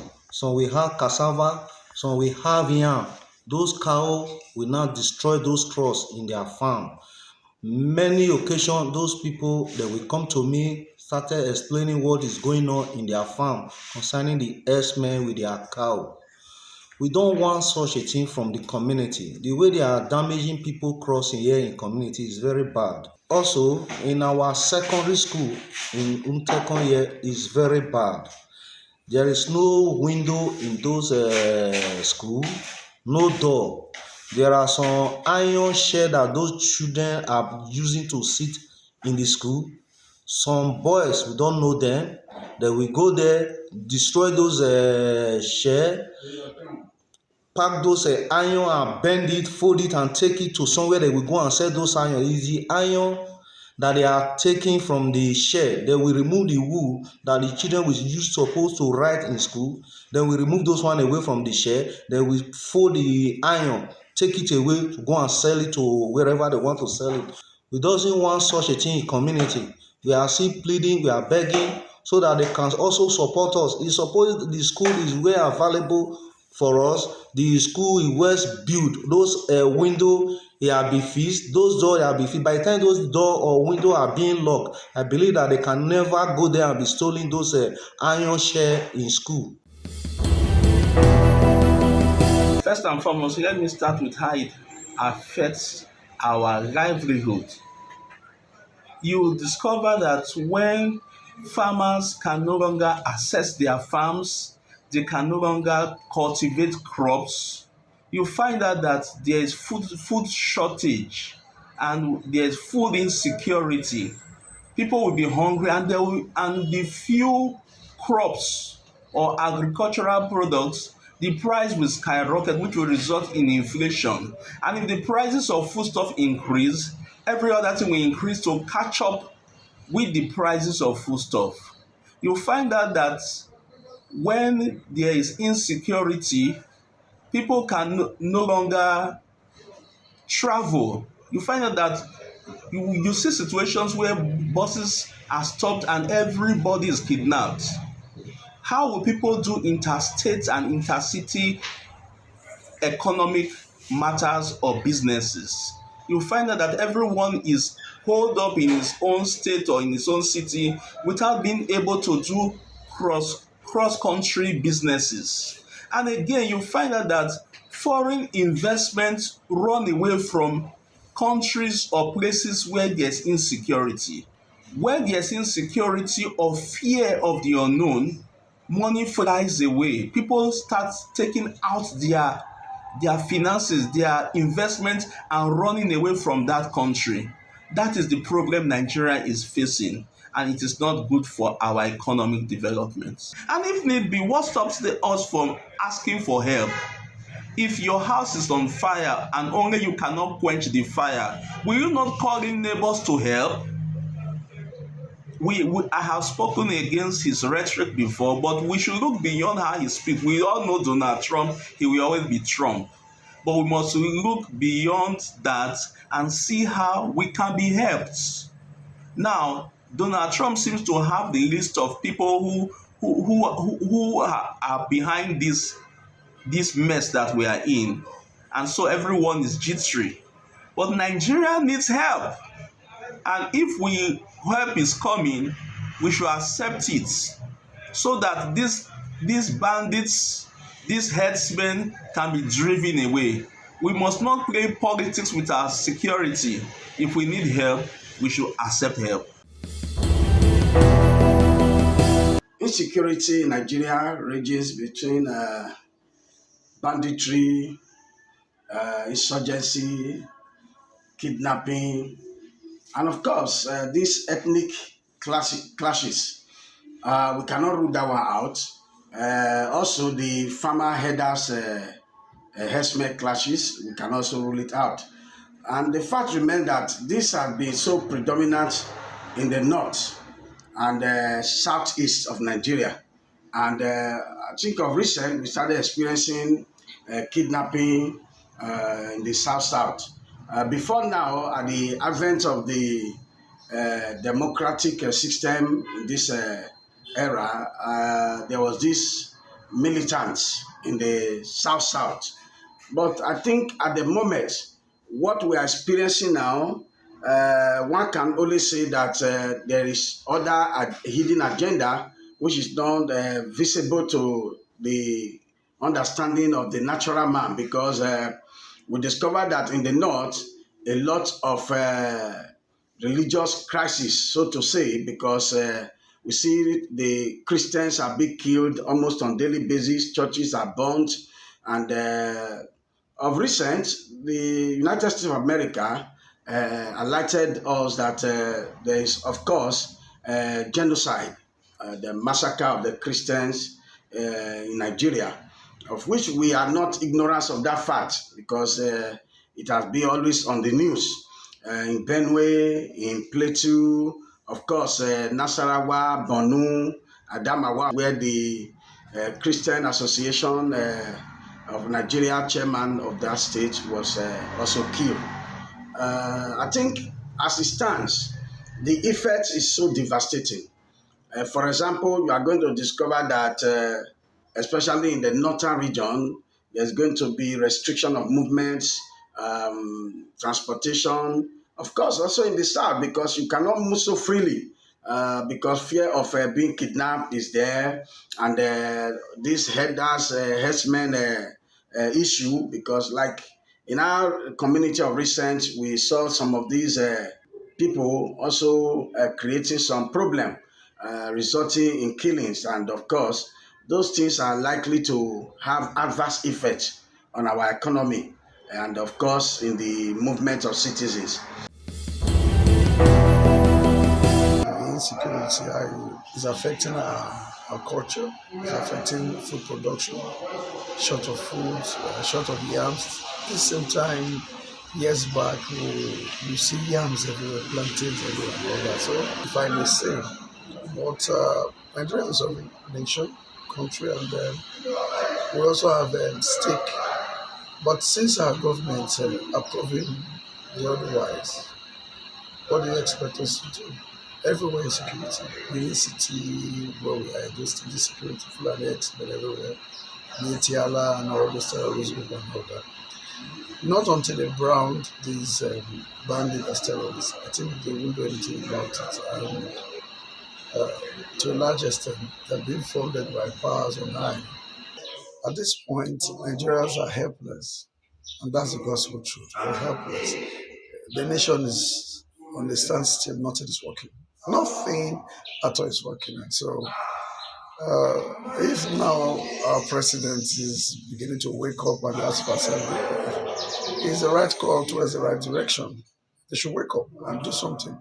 Because for too long, I think they're making, some persons are making profit out of this banditry and whatever is going on, this so-called Boko Haram and all that. How can you have in a nation, in a country that we are Nigeria, our nation, we have no other country, whether we travel to America, wherever, we're still Nigerians. And just imagine in this same nation we have Sharia law. Does it make any sense? And we say we want Nigeria. Doesn't make any sense. I don't know if we are Nigerians anymore. I don't know the right word to say. And I think the Northerners, it's high time they wake up to know we are Nigerians. We are one Nigeria, one nation. Nigeria is not for me alone, it's not for the North, it's not for the Igbos, it's not for the Yoruba, it's not for the Edos, it's not for the Shekiri or Jaws or whatever. It's for everybody. And when we wake up to that responsibility, I think and I believe Nigeria will go forward. The security of life and property and the welfare of the citizenry is the primary obligation, the duty of the government as enshrined in our Constitution, particularly under Chapter 2, precisely Section 14, Subsection 2B, where it says that the government primary responsibility shall be to provide welfare of the citizens and security of lives and property. And that, be that as it may, it seems that our security issue has lingered for such a long time, that it begins to give some inferences, that people are beginning to infer that there's more to it. There are people who are cashing out on this, our insecurity, which shows that it's being politicized. There's more to it. But in my own honest view, I think that whatever challenge we have in this insecurity can squarely be handled and tackled by the government, except that they are having some cold feet, probably because of some of their interests or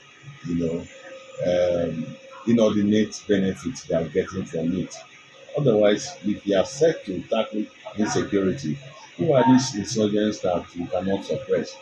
But because there are political motives, there are selfish, objectives, there are people who are making it here and there. I mean, insecurity or kidnapping and banditry have come in the realms of billions now. They now ask people for ransom in billions, in hundreds of millions. So it has become very profitable to indulge in. So people have been encouraged to get into it because government has provided a veritable ground for it to fester. So now, I think that since Nigeria is a sovereign nation, foreign intervention cannot happen. America cannot invade Nigeria without incurring the wrath of the international community. But as a sovereign nation, your internal affairs are to be managed and handled by you and not to another nation. But America being the number one world police of all the nations, you don't expect them to fold their hands and watch the gory scenes that are flowing out from from Nigeria every day, where people are being beheaded recklessly and ruthlessly, where people's lives have been turned upside down, people have been maimed and brutalized, people have been chased away from their ancestral homes, and nothing is being done, despite the amount of budget, huge, humongous money they've been budgeted for fighting insecurity. It ends up in private courts. And the kind of, when you fight a war that those who are fighting it are part of it, it becomes difficult to win. But most of the people fighting insurgency and insecurity are part of the problem. So that's why it becomes a problem. So I don't think that it is impossible for America to invade Nigeria. It has happened in the past. Now we blame the federal government and the state government, not only Edo State. It's no more news. We are aware how the bandit came into Nigeria. I would not want to dwell on it too much. It affects the community, even the rural area. I have farmers that are even farming on their own inside my farm. I have almost 50 laborers.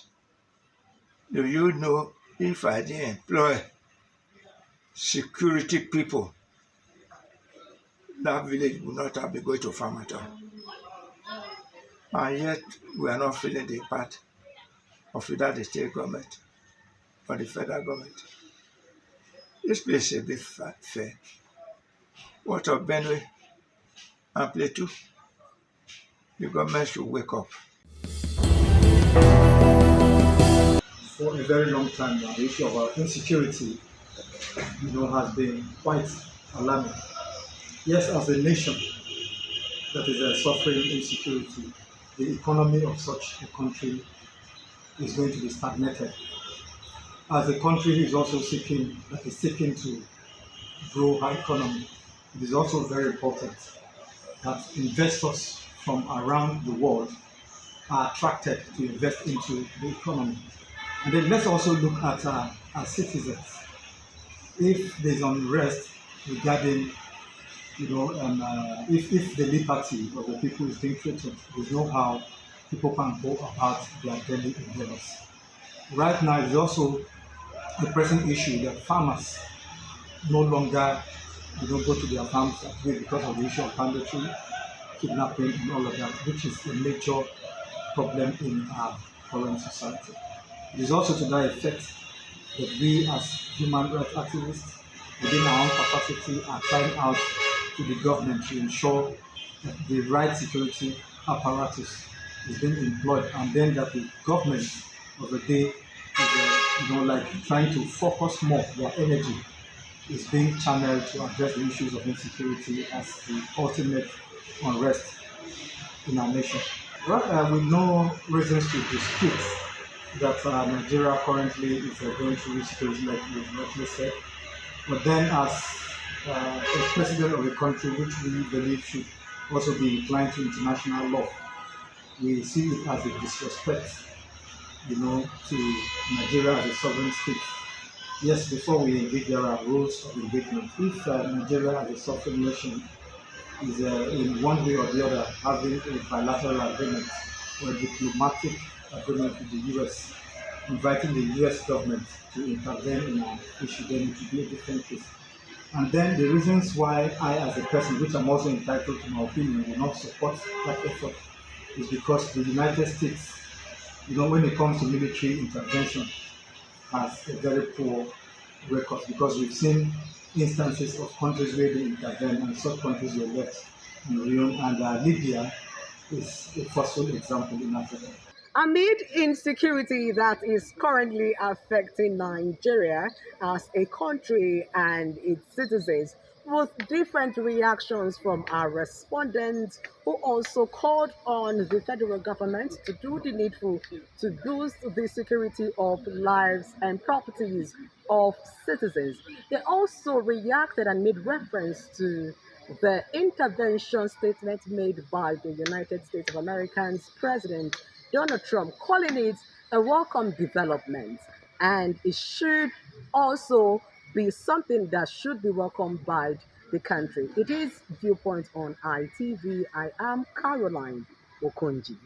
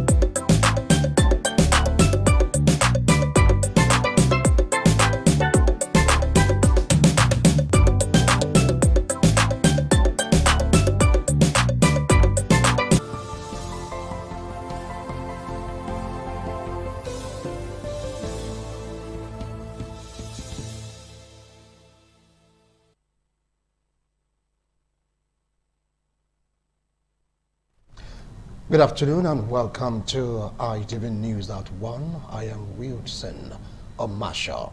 The patriarch of the House of Igbeneghu and the Esama of Benin, His Excellency Sir Chief Dr. Gabriel Osawawo Igbeneghu, has on behalf of the entire House of Igbeneghu joyfully congratulated his granddaughter Zina Igbeneghu Enaholo, beloved daughter of former Edo State Governor Chief Lucky Nosaka Igbeneghu. In his message, the Esama of Benin paid glowing tributes to Zina's character, describing her as a shining example of humility, wisdom, and kindness. He prayed that his new milestone brings her greater grace, abundant blessings, good health, and continued success in all her endeavors. Zina Igbeneghu is admired for her calm strength, her devotion to family values, and her unwavering sense of purpose, qualities that reflect the distinguished heritage of the Igbeneghu dynasty.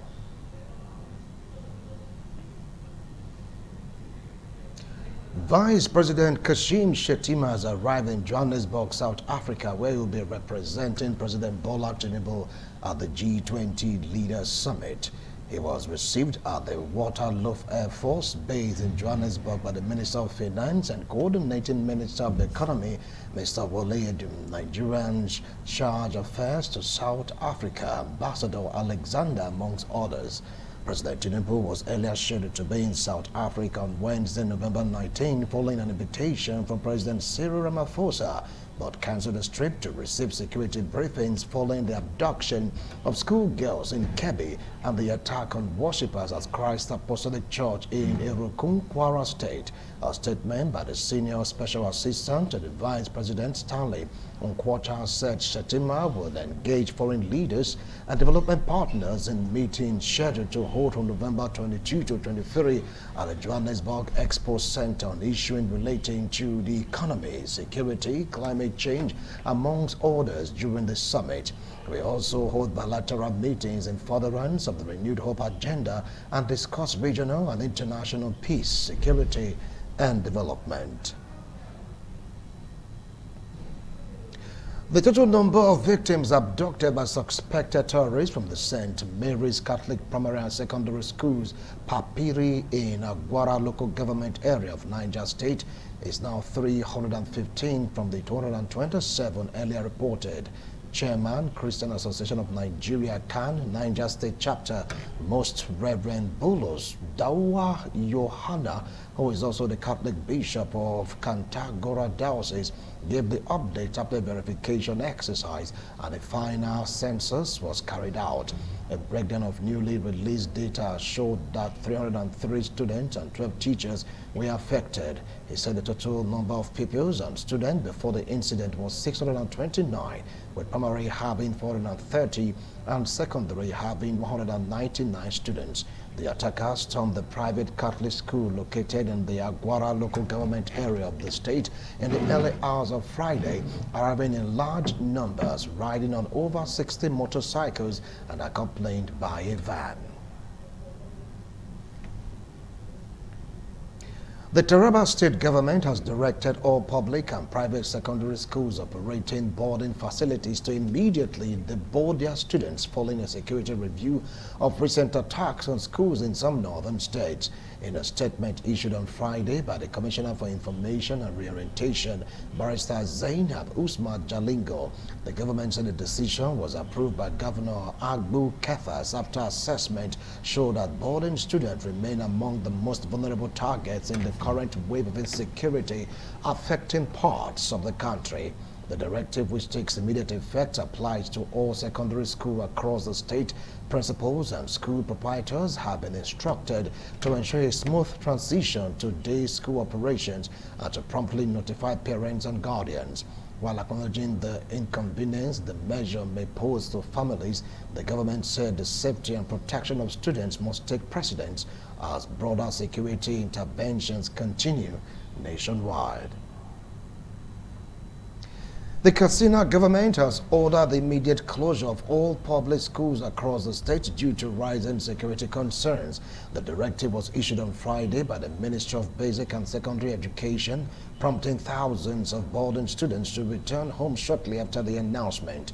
The ministry urged parents, caregivers, teachers, and the public to comply with the order as officials monitor the security situation to safeguard students and staff. Katsina State has also recorded several student abductions in recent years, including the December 2020 Kankara mass kidnapping, in which more than 300 boys were taken from government science secondary schools. The boys were released after several days, and the incident led authorities to shut down all boarding schools at that time. 3 persons have been confirmed dead in a gas explosion that rocked the Biodun Aladun area of Ona Ara local government area of Ibadan, the Oyo State capital, on Friday night. The general manager of Oyo State Fire Service Agency, Yemi Akinyinka, confirmed the incident, noting that contrary to the claim by some that several people lost their lives, 3 lives were not lost. Or 3 lives rather were lost, including the shop owner and those dispensing the gas. He ordered that operatives of Oyo State Fire Services Agency were promptly deployed to contain the situation. Akinyinka said added that Nomancy has since returned to the areas as those affected have been evacuated. Reports indicated that the explosion occurred while a tanker was discharging gas into a retail outlet. The Senate has summoned the Executive Secretary of the Nigerian Content Development and Monitoring Board, giving him 2 weeks to appear before the Committee on Local Content over an alleged $14.86 million fraud linked to the investment in Atlantic International Refinery and Petrochemical Limited. Following an interactive session, the Senate resolved that NCDMB management must provide the committee with full documentation on all transactions connected to the alleged conspiracy and dishonest conversion of $14,859,257 by December 2. The directive follows recent report of the Economic and Financial Crimes Commission declaring former Minister of State for Petroleum Resources, Timipre Silva, wanted in connection with the matter. According to reports cited during the session, the funds in question represent capital allegedly injected by the NCDMB into Atlantic Refinery for the establishment of a refinery project.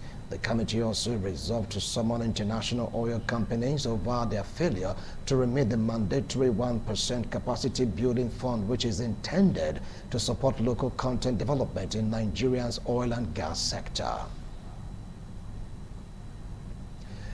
On the foreign scene, South African President Cyril Ramaphosa hosts this weekend's gathering of G20 leaders, said on Saturday there was overwhelming consensus for a summit declaration despite the United States boycotting the event.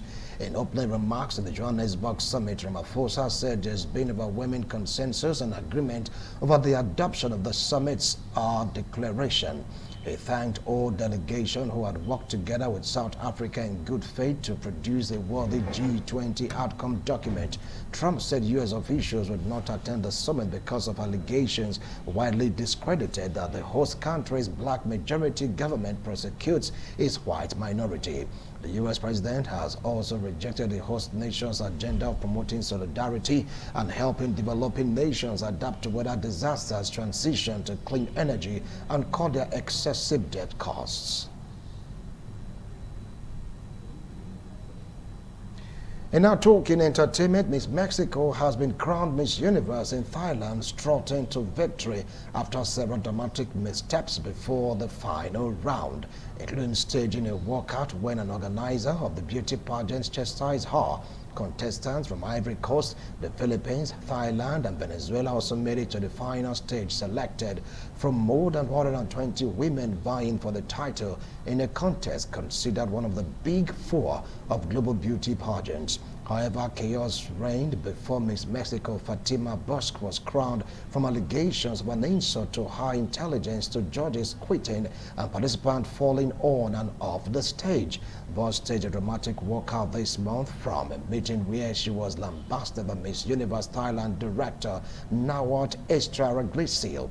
Nawat appeared in the live stream of the event to single her out during a dispute over her apparent failure to post promotional content on her social media account.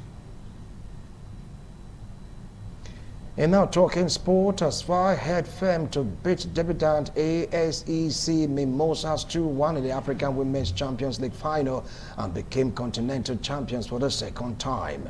Hanane Eid El Hajj put the Moroccan club ahead from the penalty spot in the 30th minute after Safa Bonak had been tripped by Aboa Yapo. ASEC Mimosa rallied after the break and Ami Priska Diallo netted a fine header from Sophie Bro's cross to drag the Ivory Coast club level 10 minutes into the second half.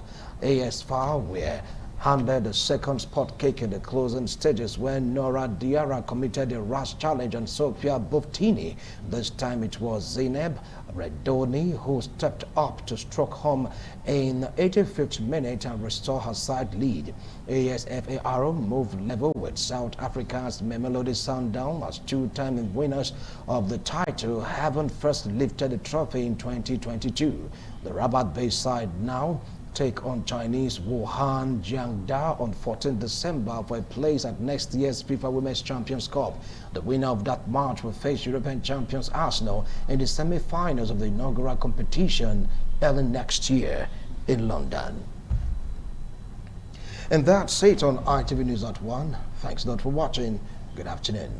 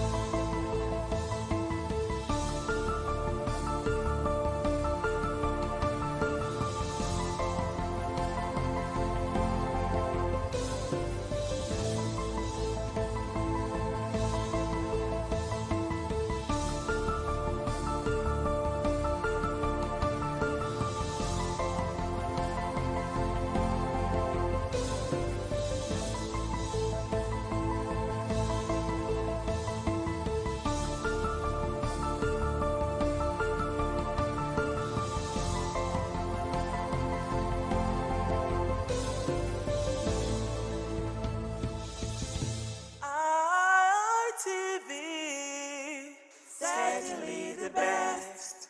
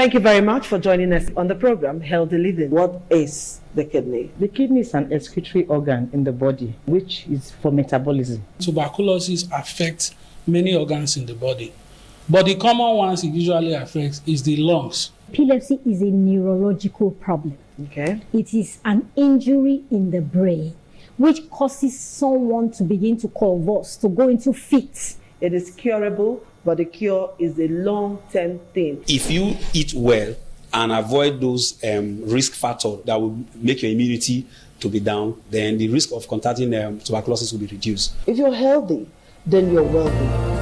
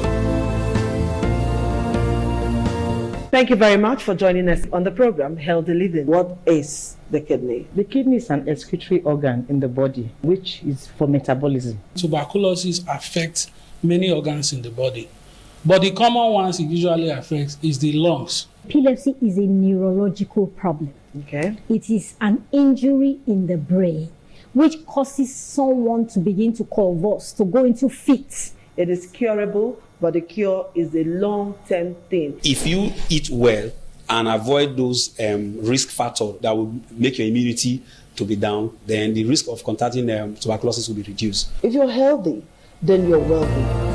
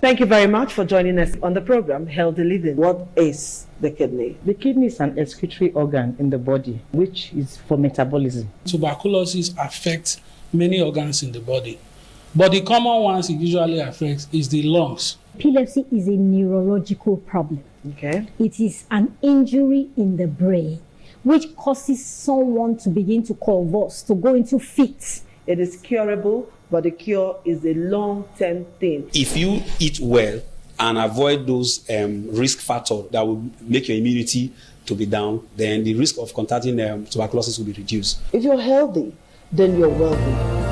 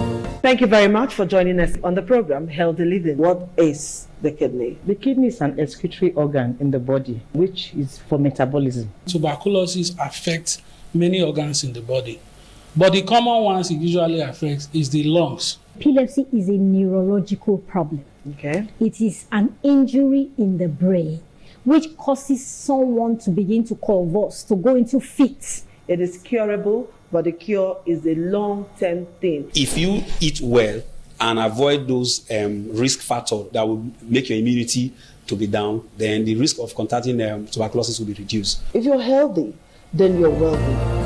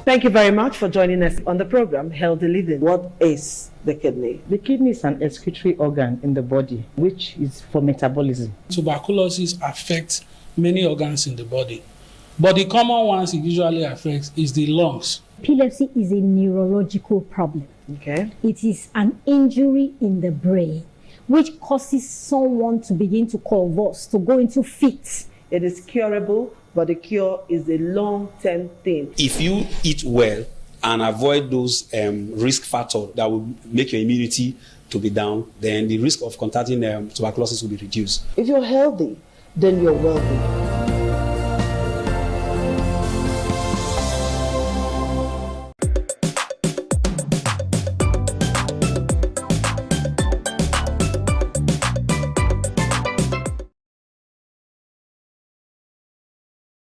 Thank you for joining me on the program Woman to Woman. I'm Adesiwa Osawagi, and today on Woman to Woman we want to look at a very sweet topic, delicious if I may use that word, but it's a fantastic topic you don't want to miss. And we have titled today's edition of Woman to Woman, Understanding Boundaries, the power or the ability to refuse. Refuse what exactly?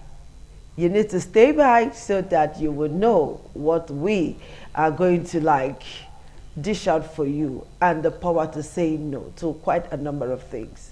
Christmas is around the corner, don't forget. And a lot of young girls, I'm not mixing words, will debut sex. Yes, they will debut sex. And how will that happen? Most of it is going to be a first one, not by choice. How do they say no so that this does not happen to them? For some careless parents, your children are going to come home with hair that you didn't buy for them, and you will not care to know how they got it. Some are going to come with clothes, baggage jeans, boyfriend jeans, all of that gin thing that you clearly did not buy.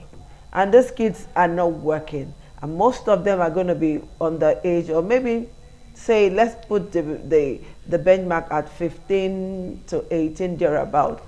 And these things were not bought for them by you, your husband, relatives, or even family friends. So how did they get it? They will debut sex. And if you're not careful, they will, right under your nose. And how do you cop this? How do you nip it in the bud? How do you guide these young girls against debuting sex that they do not want to get into, but are either pressurized or forced to? How? That's why I have Mabel Adege in the studio this afternoon, and she is, should I call her the coordinator of Teen Guidance Initiative, Teens Guidance Initiatives. She is the originator or the creator or the CEO, anyone you want to put it, but now she put them down. And this is to enlighten girls on the dangers of things that may come their way if they are not careful. So Mabel, it's a pleasure to have you join us, and thank you for what you do for young girls. Thank you. You know, I saw you on Facebook and I was like, wow.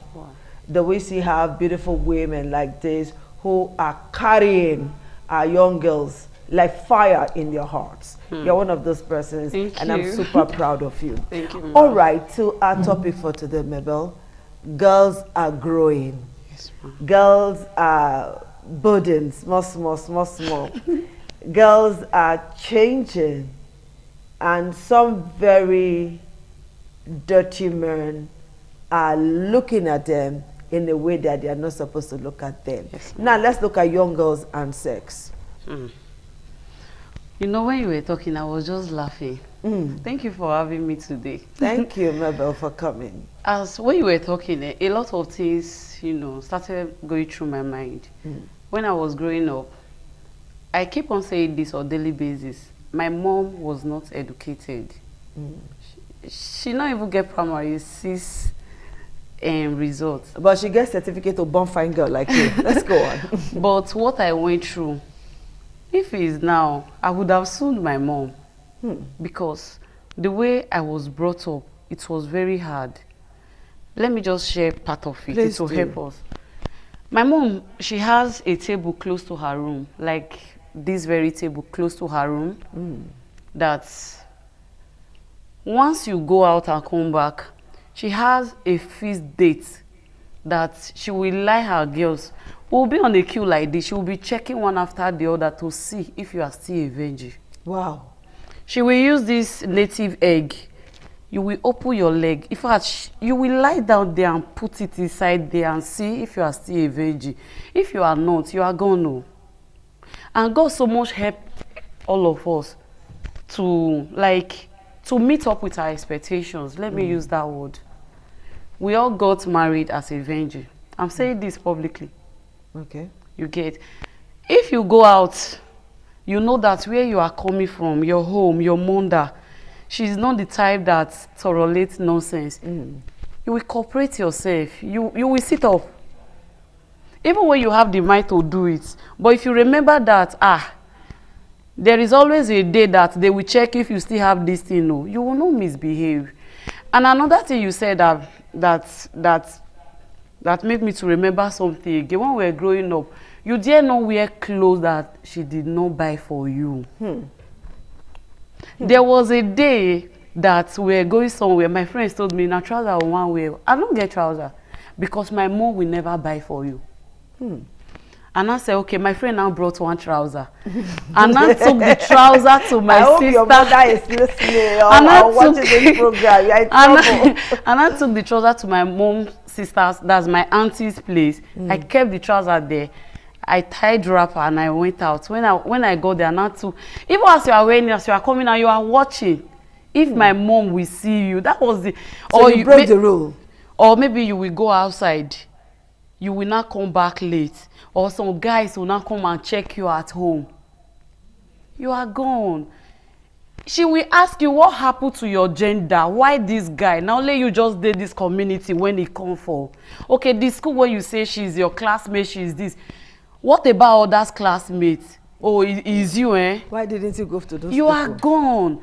I just feel at this stage, mothers, they have a big role to play. Okay, you know, mothers of those days and mothers of these days are not really operating on the same pedestal. Yes. Mothers of those days had time and things were not this difficult. Today, a woman wants to get married, the first thing the man asks is, what are you going to bring to the table? You get it. So a woman is working, a man is working. In our society today, you see that 50% of homes, you have women as the breadwinners. You know? Circumstances maybe so. Right. All right, we have about 50% of women who are breadwinners. All right, and they are working morning, night to make ends meet. Yes, most of these women don't really have that kind of time that our mothers had.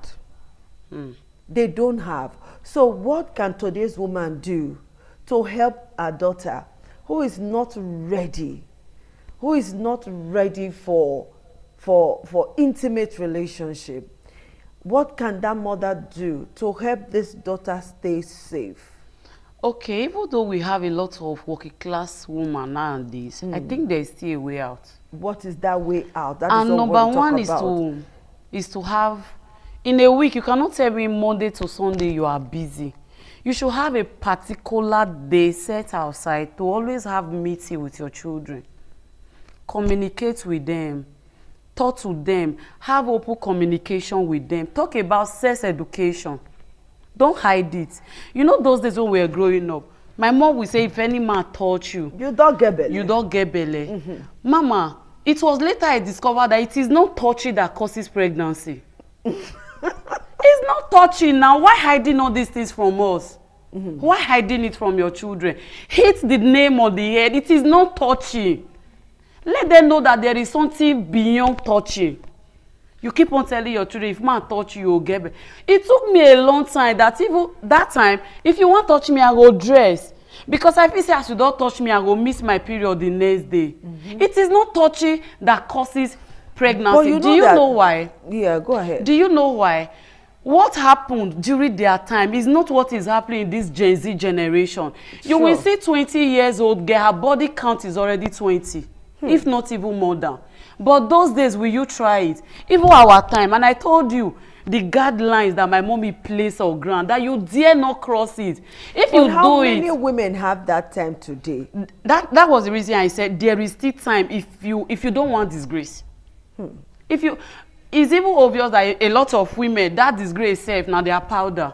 Because girl come out now, you buy parfait one. You are angry as a mother.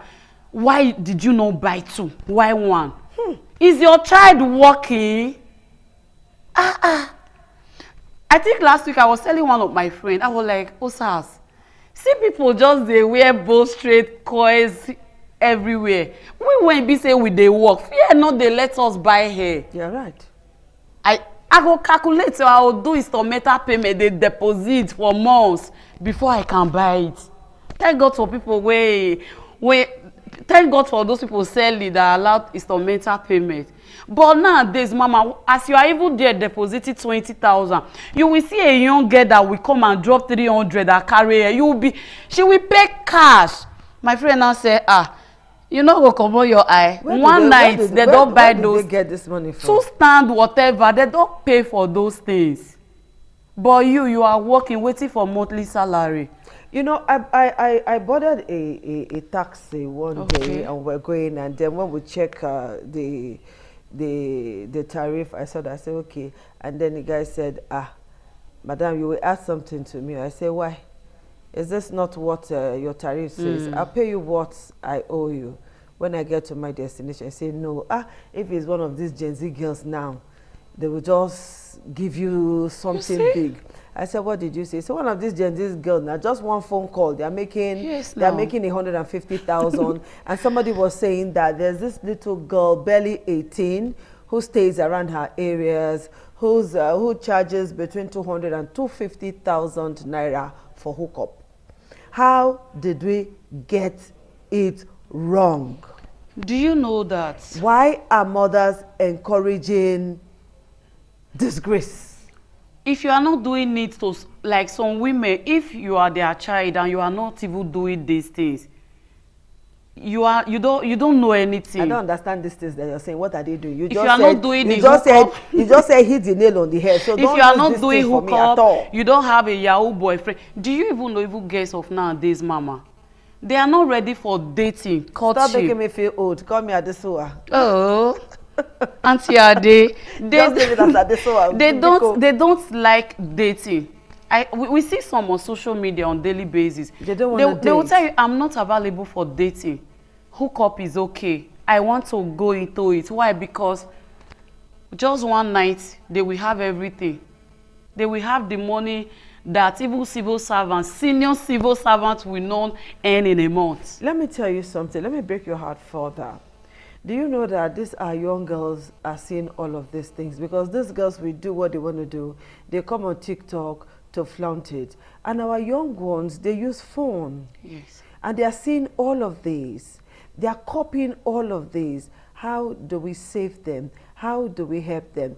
You remember once upon a time where a 10-year-old girl or so, a 10-year-old girl was doing had a sex video. You remember that time? I'm trying to remember. This small girl, I think between 10 and 11 or so, had a sex video. Yes, I remember. She had a TikTok page then. She was just 10. And she already knew what sex is. Yes. So you know that a lot of our children know what sex is already. But how do we help them?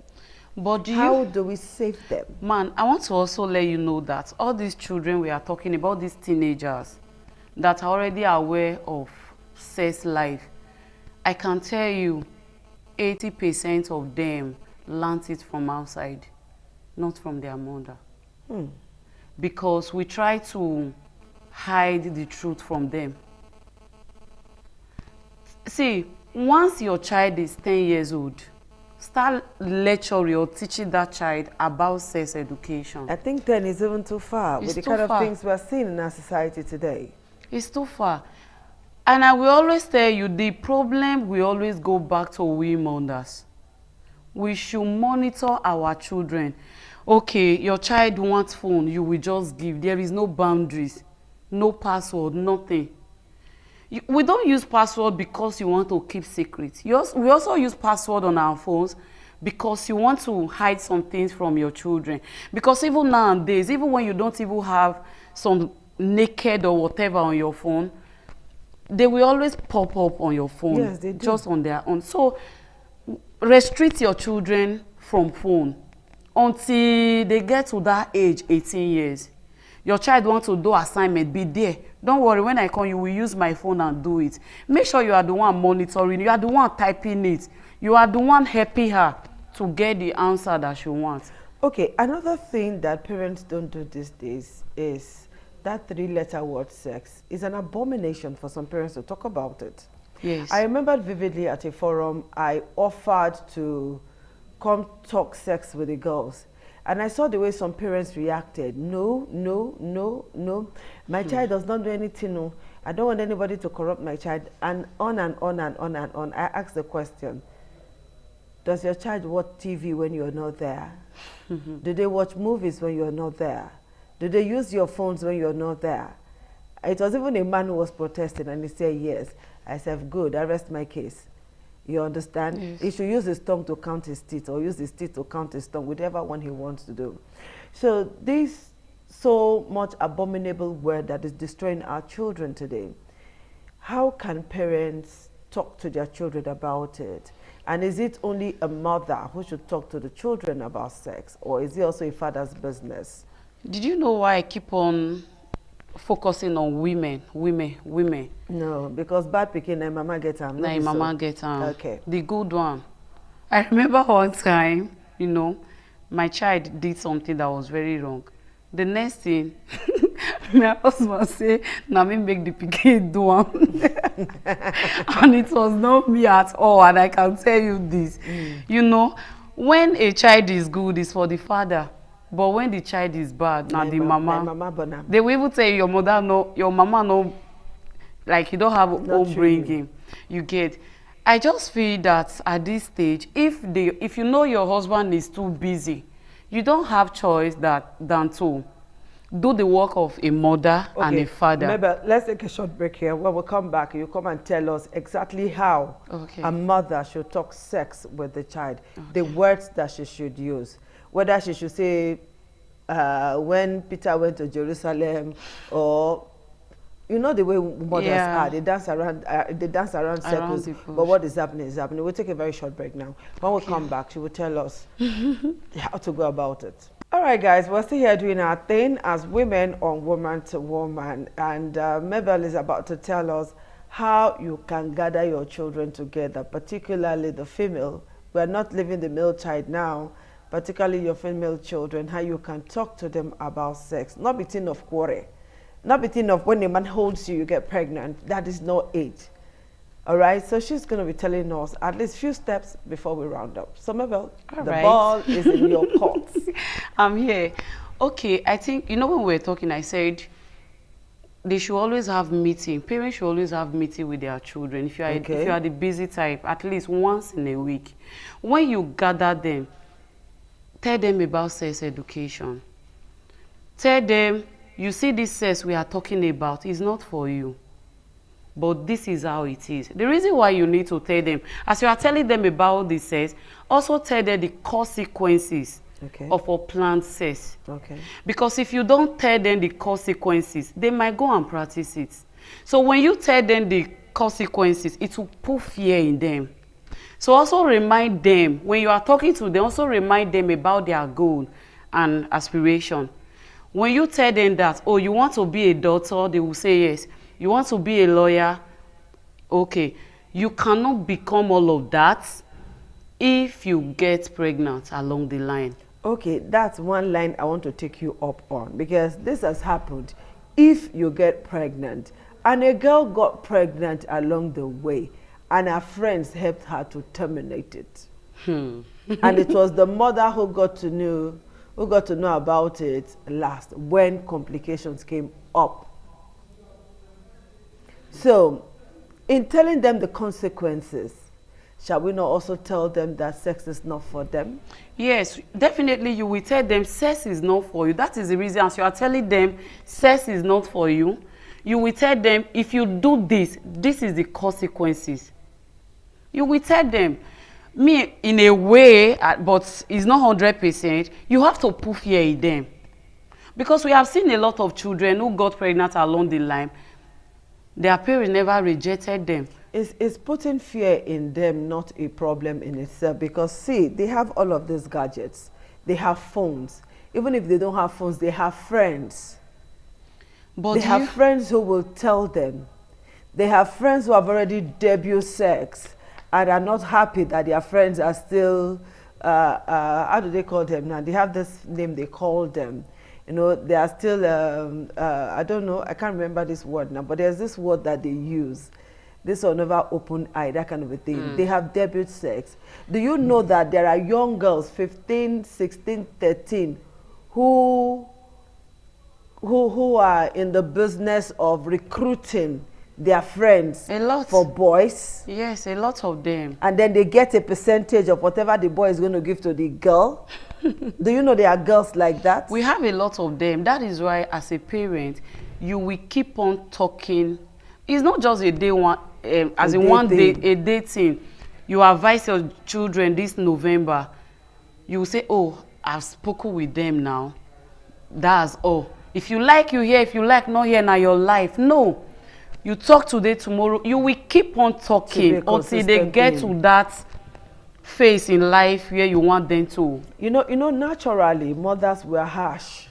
Yeah. So what manner of approach are mothers supposed to use to talk to their daughters? Be your daughter's best friend. I don't hear him. Be your daughter's best friend.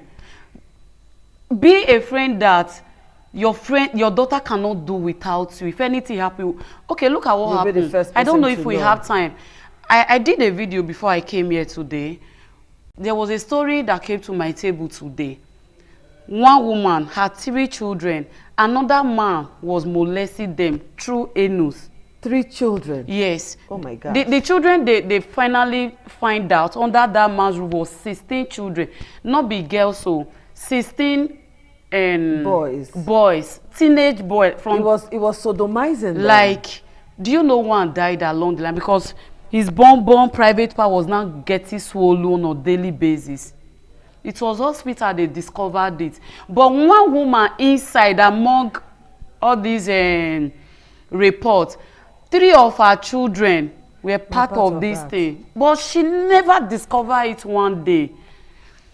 Even to the extent that it was, the woman is a tailor, I will not mention name. It was one of her girl in the shop that now said, the way this your son is working is unusual. Like, this is not how he used to work. Her anus was not paining him. He cannot walk well. The mother never discovered it.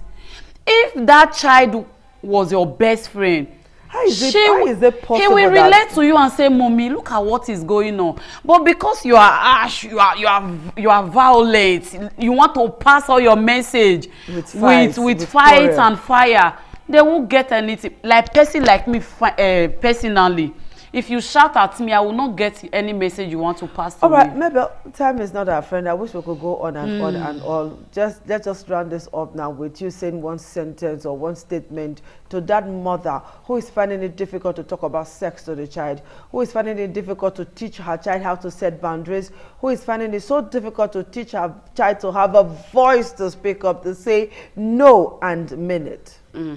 Well, I will say be your child's best friend, whether male or female. Be so much close to them that they can relate anything to you. And one word I will not forget to say, make sure you spend money on your children, so that they will not go outside and get it. And also make sure that as a mother that there is peace in that home. Because if they don't have peace, they will go out there and get the peace. All right, people, this is it for today on the program. Try and be your children's best friend as a mother, because you are that very first person the child knows. So be your child's best friend. Create as much time as you can for your child and try to observe your children and don't be judgmental when they talk to you. Yeah. So that you will be able to help them set boundaries, have a voice to say no, and mean it. Thank you for watching. We'll see you again. Bye-bye.